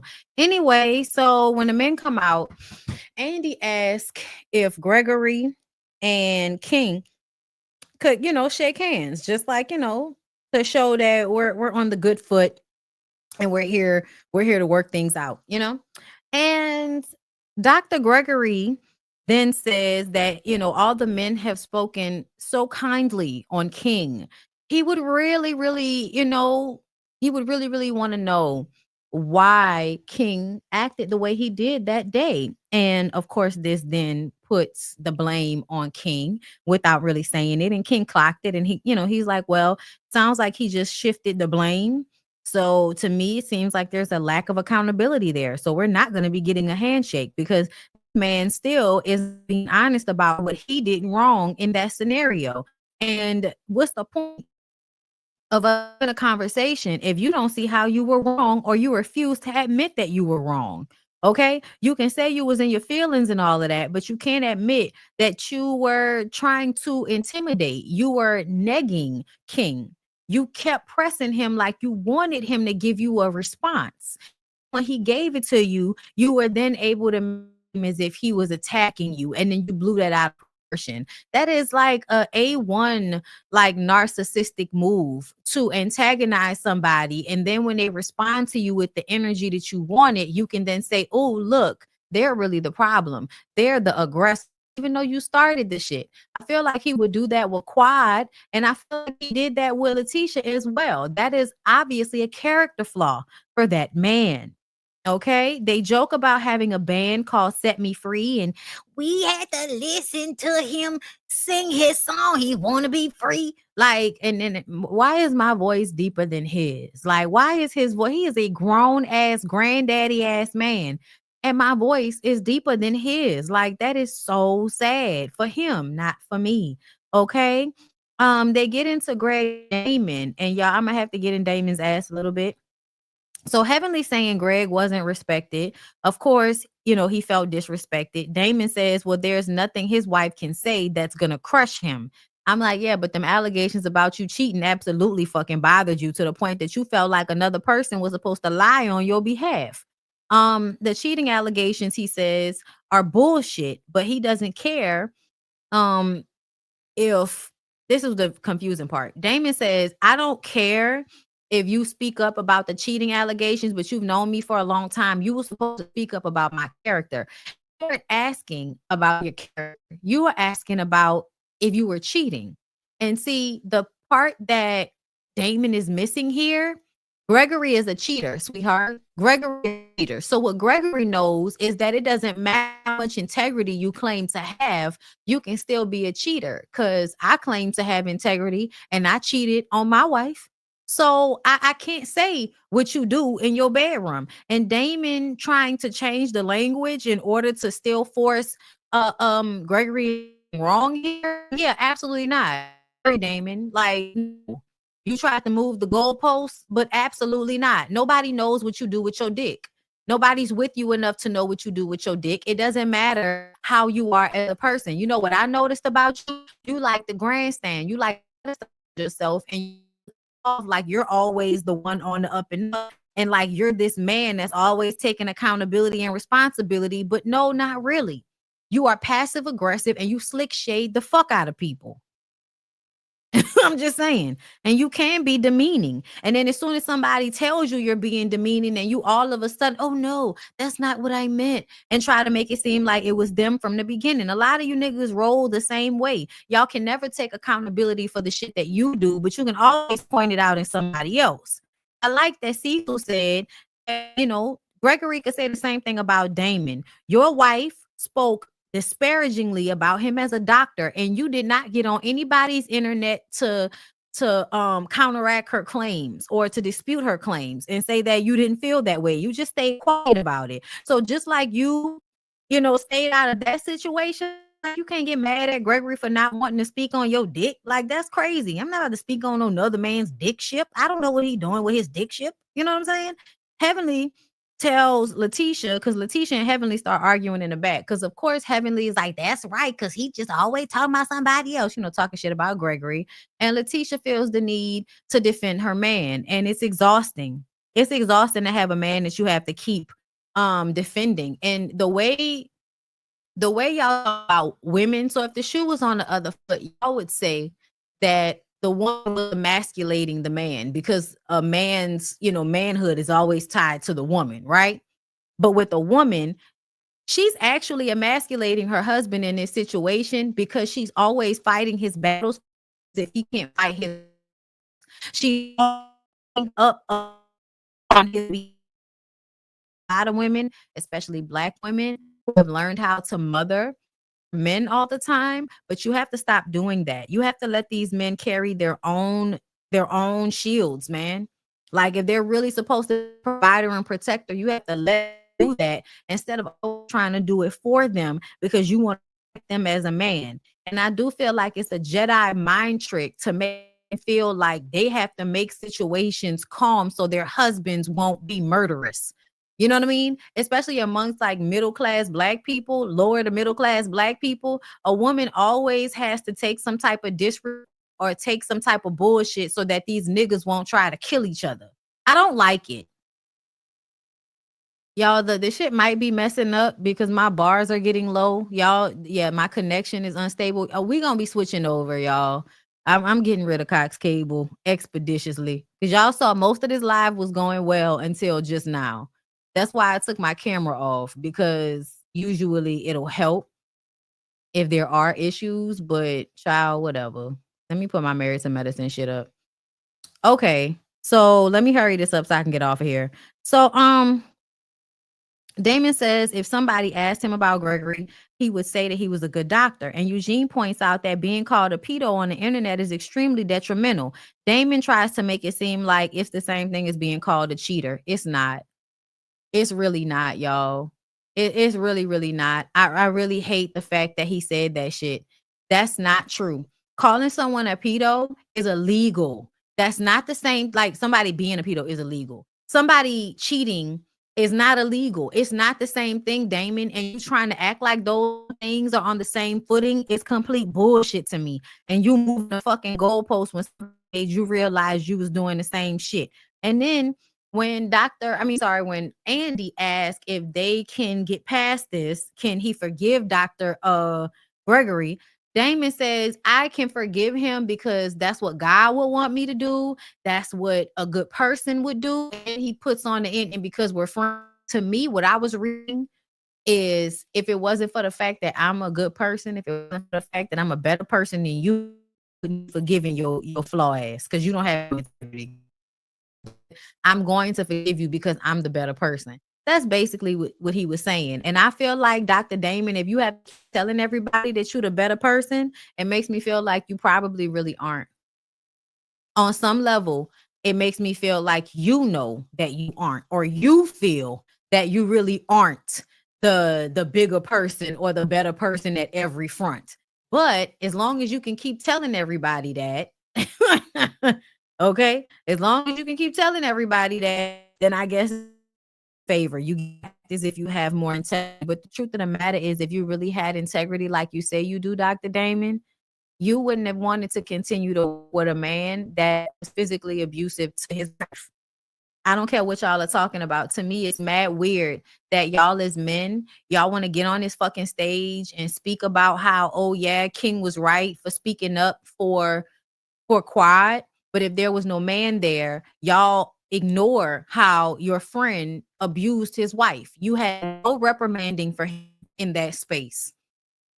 You still want to work with him. You still have to send clients to him, even though he was physically abusing his wife. And I just have to understand, where is the real fucking integrity that y'all speak of? Because it only works whenever y'all can use it to your advantage. You have integrity now because you can say all of this man's face and assault. Nobody's going to see it. Works that it is.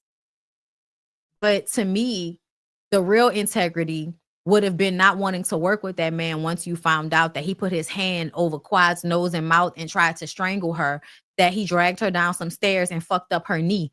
Like, and then on top of that, I feel like the way he is in his relationship is a signifier of the way he is in his business. You lack patience, right?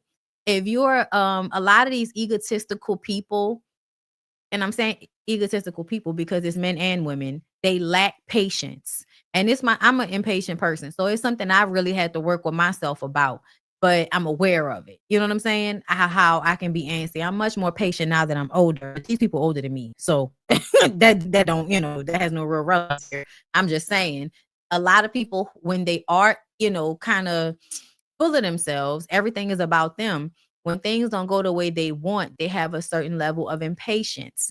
And I feel like when you're not patient, you can make rash decisions, right? You're not patient with your wife, so you talk to her bad. You're not patient with your wife, so you can be mean and aggressive with her because you're impatient and she's doing something that's aggravating you. So that's one example. Another way in business for how you can be impatient and it can fuck up your business is you don't want to give the patient the time and effort that they need because you're impatient. And then what did he tell Dr. Damon as the reason why he dropped the clients that Dr. Damon was sending to him? Oh, I didn't have the time. I didn't have the time.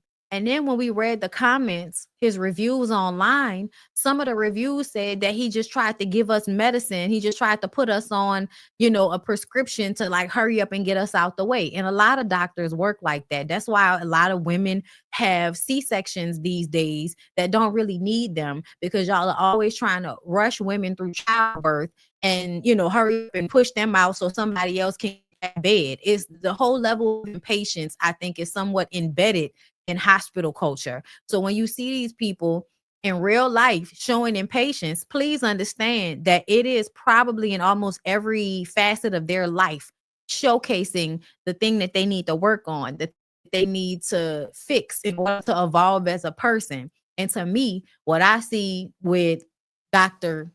Gregory is his impatience. But a part of his impatience is tacked on to his ego, how he views himself, and how the world does need to just be moving as he wants it to, because he wants it to be that way. And that's really, egotistical and, narky, abusive like behavior when you put it in the confines of a relationship. Being impatient will cause you to lash out people and talk to them inappropriately. It will cause you to handle people without care because you are impatient. So to me, how he is in a relationship is reflected in the way he handles his business. And that was made obvious during this conversation when we find out that he's talking about, I didn't have the time. Dr. Damon doesn't believe him and feels like he just dropped the clients because he's not fucking with Dr. Damon anymore. That could be true. Dr. Damon could be also true that he is impatient and did not want to give the level of care that needed to be provided to your patient. And you should be mad. You should really be trying to move your patient to somebody that has the bandwidth. Like, I'm really like, this doesn't look good for real. When you actually have a fucking brain and think about some of this shit, no, bruh, you're not standing on or you think you are, Dr. Damon, especially in this situation with Gregory. To me, y'all are birds of a feather mad at each other for being the type of niggas that y'all are. Like, y'all, the integrity is not really real. It's all about the opportunity in that moment and what it's going to mean for you in that moment. And it inconvenienced Dr. Damon to not work with Dr. Gregory. So you ignored the abuse and the impatience and still was sending your patients to him. Like, come on, bro. Be fucking for real.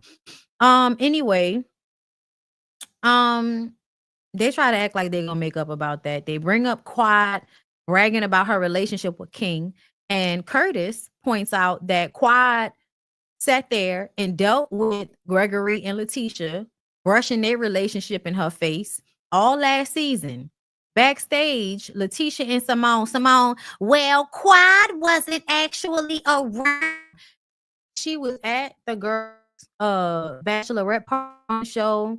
There was I think at least another event that they were both at. Either way, I feel like even if she had to watch it on the show, it was still being done to her, Quad, Simone. And you know that because that's why you were doing it. So for you to sit up here and act like, oh no, it didn't really hurt her because she wasn't really on the show. So it wasn't really pushed in her face. Yes, it was.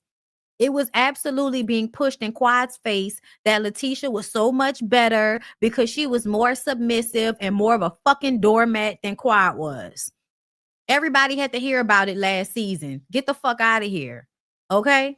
Quad points out that they utilized those people against her by bringing them back on the show. And Simone gets upset, starts screaming, well, you gave us your ass to kiss on Center Circle 7 years ago, and we went and made friends with your ex. We sure did. You hurt us, so we hurt you back. I want you to think about how vindictive and shit of a woman have to be to want to go and befriend a woman's abuser to get back at her for slighting you after feeling slighted by you.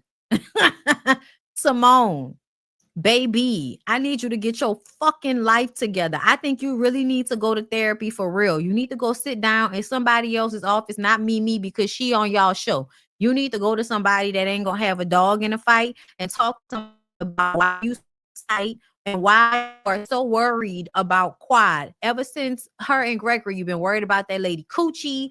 Now you sitting up there acting like you still so mad about the sister circle situation that now you want to show up with my abuser. You want to bring my abuser back on the show, the nigga that tried to kill me. And the only reason he's here is so he can rub his new wife in my face because he's still mad at me because I didn't want him anymore. You dislike me that much? Is that serious, Simone? I swear to God, Simone, you acting like Quad fucked your husband the way you are being so retaliatory against her over some old shit that she absolutely had a right to feel. I'll go watch that fucking season back and go see how Simone did Quad. Go back, watch, and she yells at Quad for not wanting to have a baby with her abuser, finding out the man was abusive and still sticking beside him because he's a doctor. Fuck y'all. When she said that shit, I'm telling you right now, Quad, next time somebody tell you some shit about you gave us your ass to kiss, and bitch, when you gonna kiss it? When you gonna kiss it? Go ahead and kiss it. Lick it if you need to, bitch.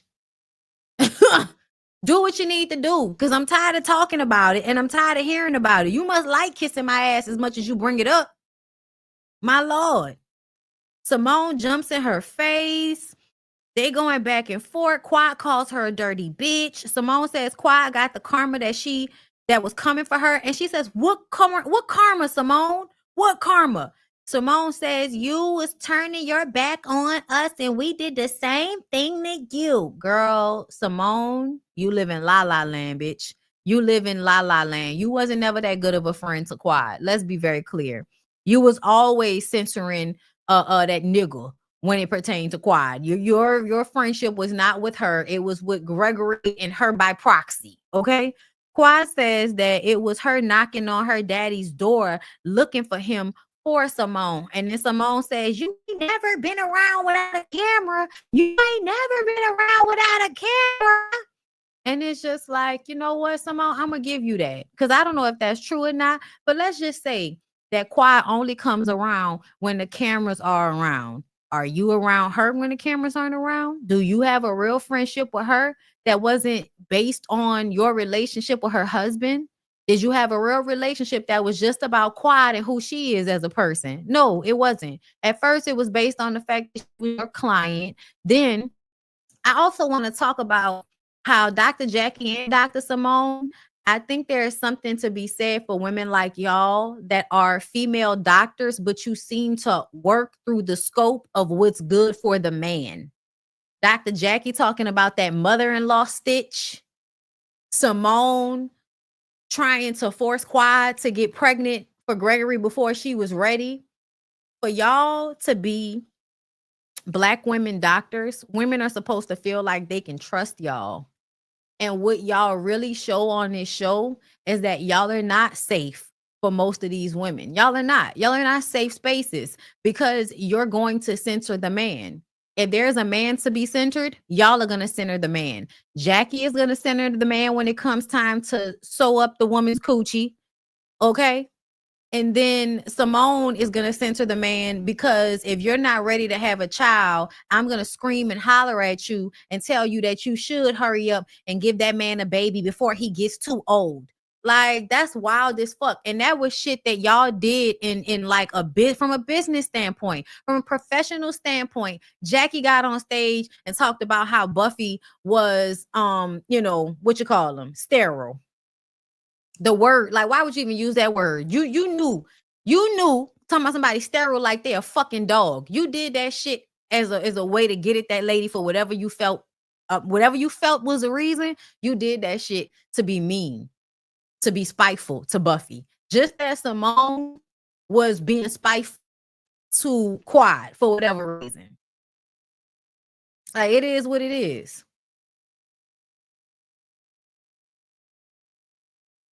Was infertile? Okay, infertile. Still was a bad word to use. Okay? Child, listen. Y'all cannot like my commentary, but I'm not standing for anybody. I think that's so weird. That's why I blocked them. They could talk, but I won't be able to see it. I think that's so weird when y'all come on people channels with that bullshit. Like, oh, it's a stand. I'm not a fucking stand. I'm a 36-year-old grown ass woman that just sees it how I see it, and I fucking explain it. And if you don't like my reasoning, that's your business, bitch. But I ain't no stand. That's why your funky ass got blocked. And now you keep talking and ain't nobody gonna see it. Like, bitch, rest in peace, because you won't be able to come back on this channel talking to me crazy. Let me see another fucking stupid ass comment like that. Why people be so ignorant? Ugh. Anyway, but yeah, y'all. I don't like how they treat people for real. And then like stand on these pedestals or some shit like that. Like they better than everybody, talking about Simone and Jackie, but they really don't stand on that shit they be talking. They don't. So let me see, because there was some other shit that went down in regard to heavenly. Okay, let's see what she said. Hey guys, I don't know if you tuned into Married to Medicine, but I got so many text calls, I felt compelled to send a quick little message, guys, to tell you I don't have any breast. I know people have said so many crazy things, but for anyone who's had what I had, which was a bilateral mastectomy, I've had all of my breast tissue removed. And so what you see beneath my skin is implants. And I'll tell you, I'll take implants upside, outside, turn in, out. I don't care if they are asymmetrical, but I take that over breast cancer any day. This is what we be talking about with fucking Contessa. Contessa, I want to kick you off of the grandstand that you standing on right now, bitch. This is what the fuck we be talking about. Okay? This is what we be talking about, bruh. Like, we know it's implants. Y'all, since when do we not call breast implants? Or y'all know what I'm saying? Since when do we not call implants breast? Like, we understand that you had to get a mastectomy to prevent you from getting breast cancer because it runs in your family. Like, we understand that. But you're definitely like dragging it to get sympathy to try to make Heavenly look more fucked up than she really is. Like, girl, whatever you did, your breast did not look that good in that dress. It wasn't. You look too thin. When you had more body fat, your titties didn't look like that. But because you don't have as much body fat anymore, the implants look like they're like being pinched under your skin, bitch. That's what it looks like. And you coming up here doing the whole, oh, that's better than breast cancer. Like, that's such bullshit to me. Like, the virtue signaling. That's the virtue signaling bullshit that we be talking about with you, Contessa. Because I want to be here to raise my children. But if someone would like to insult what they see, feel free. Argue amongst yourself. Low-hanging fruit. I understand it. But just understand that, use the right term. It's just cleavage. That's what you're looking at. Because I don't have any breast tissue anymore. It was removed. No titties. God bless you. They're still titties. They're still titties. If you don't have breast tissue, they're still titties. The two lumps on top of your chest with nipples on top, titties. You could not have no breast tissue. Them is still called titties. They could be fake titties. They could be real titties. They are still titties. That was a nice try, though, Contessa. That was a nice try, my girl. I appreciate you for sticking, to your guns about grandstanding after throwing your own slugs at people. Girl, I forgot about this. Britt Edie. It's never a good feeling being targeted or hazed by someone I thought would embrace me into a new circle that I never met. For the record, I never once had possession of any weapons or threatened anyone ever. I've never been to jail, in a fight, or even had as much as a speeding ticket. That's not in my character. I am hurt by the narrative that's been displayed. Wrong is wrong. Girl, you said something about a pistol hole. That came out your mouth. Don't backtrack and pussy pop now. Now let's move back to Married to Medicine. Somebody said, how is Quad and King Med both don't have degrees? And then Quad set them straight, talking about she was educated in biology and a minor in chemistry and trained doctors in the ER on capital equipment and medical devices. So you talking about that don't have nothing to do? That sound medical to me. Simone saying Quad is getting the karma she deserves is diabolical. Karma for being a victim of abuse is crazy. Simone needs a season or 2 off. What's up, baby? Toya's speaking facts. That's the problem. In your household, he's the only one speaking. I feel like they're trying to help T, but she thinks she found a prize. Yeah, Toya said that when they were backstage because Letitia kept saying, shut up. And she was like, that's the problem. He's the only one speaking in y'all household. So when you're out and about, you can't deal with other people saying shit that may be true, but makes you feel uncomfortable. Child, that's most people. That's most people. That's why people ain't never like my ass. You don't like hearing the truth because it's uncomfortable. I ain't saying feelings, bitch. I just said the truth. You mad about it. What I don't like is that just because Heavenly go low, everyone ignores why she went low. Like, be for real. That's true. That is very true. Let me see. Was there anything else? I think that's it, y'all. Okay, before I go, I want to find the whole podcast. The whole podcast of this, y'all, I want to find because I want to come to y'all with this bullshit. If anybody knows where I can find this video podcast, please let me know. Because I want to talk about this bullshit in the next BondyBlue show. And since I got this shit done today, tomorrow I will be back to y'all with a BondyBlue show. And you know, I'm gonna call the AT&T people and see how we can hurry up and switch this. Okay. So I hope y'all enjoy the show. I hate that I couldn't be on here until the end. Y'all see my face, okay? Annoyed, bitch. But I love y'all for real. I hope we got through most of this with y'all being able to understand and hear me. I hope y'all enjoyed the video. The Simone and T video. Oh yeah. I'm tired of talking about Simone. Do I have to? All right, hold up. Let me see if I can find it. Because she worked on my nerves talking about I don't have time. I don't have time to be on YouTube. I don't have time to be on YouTube. Yeah, okay, girl. You don't have time to be on YouTube, but you always got time to be somewhere hating on Quiet, girl. My life is so good. I love my husband. My husband loves me. We're spending time together. So much time. We don't have time to be popped up on the YouTube. You'll still be doing inpatient, just not the outpatient. I feel like and you're doing well. I feel like there is almost paid off. I want to pay off choirs. Pay off Choir House, the one she living in. My life. Now, see, why you counting Quiet money? That's the thing Simone been doing. Simone been counting that lady paper.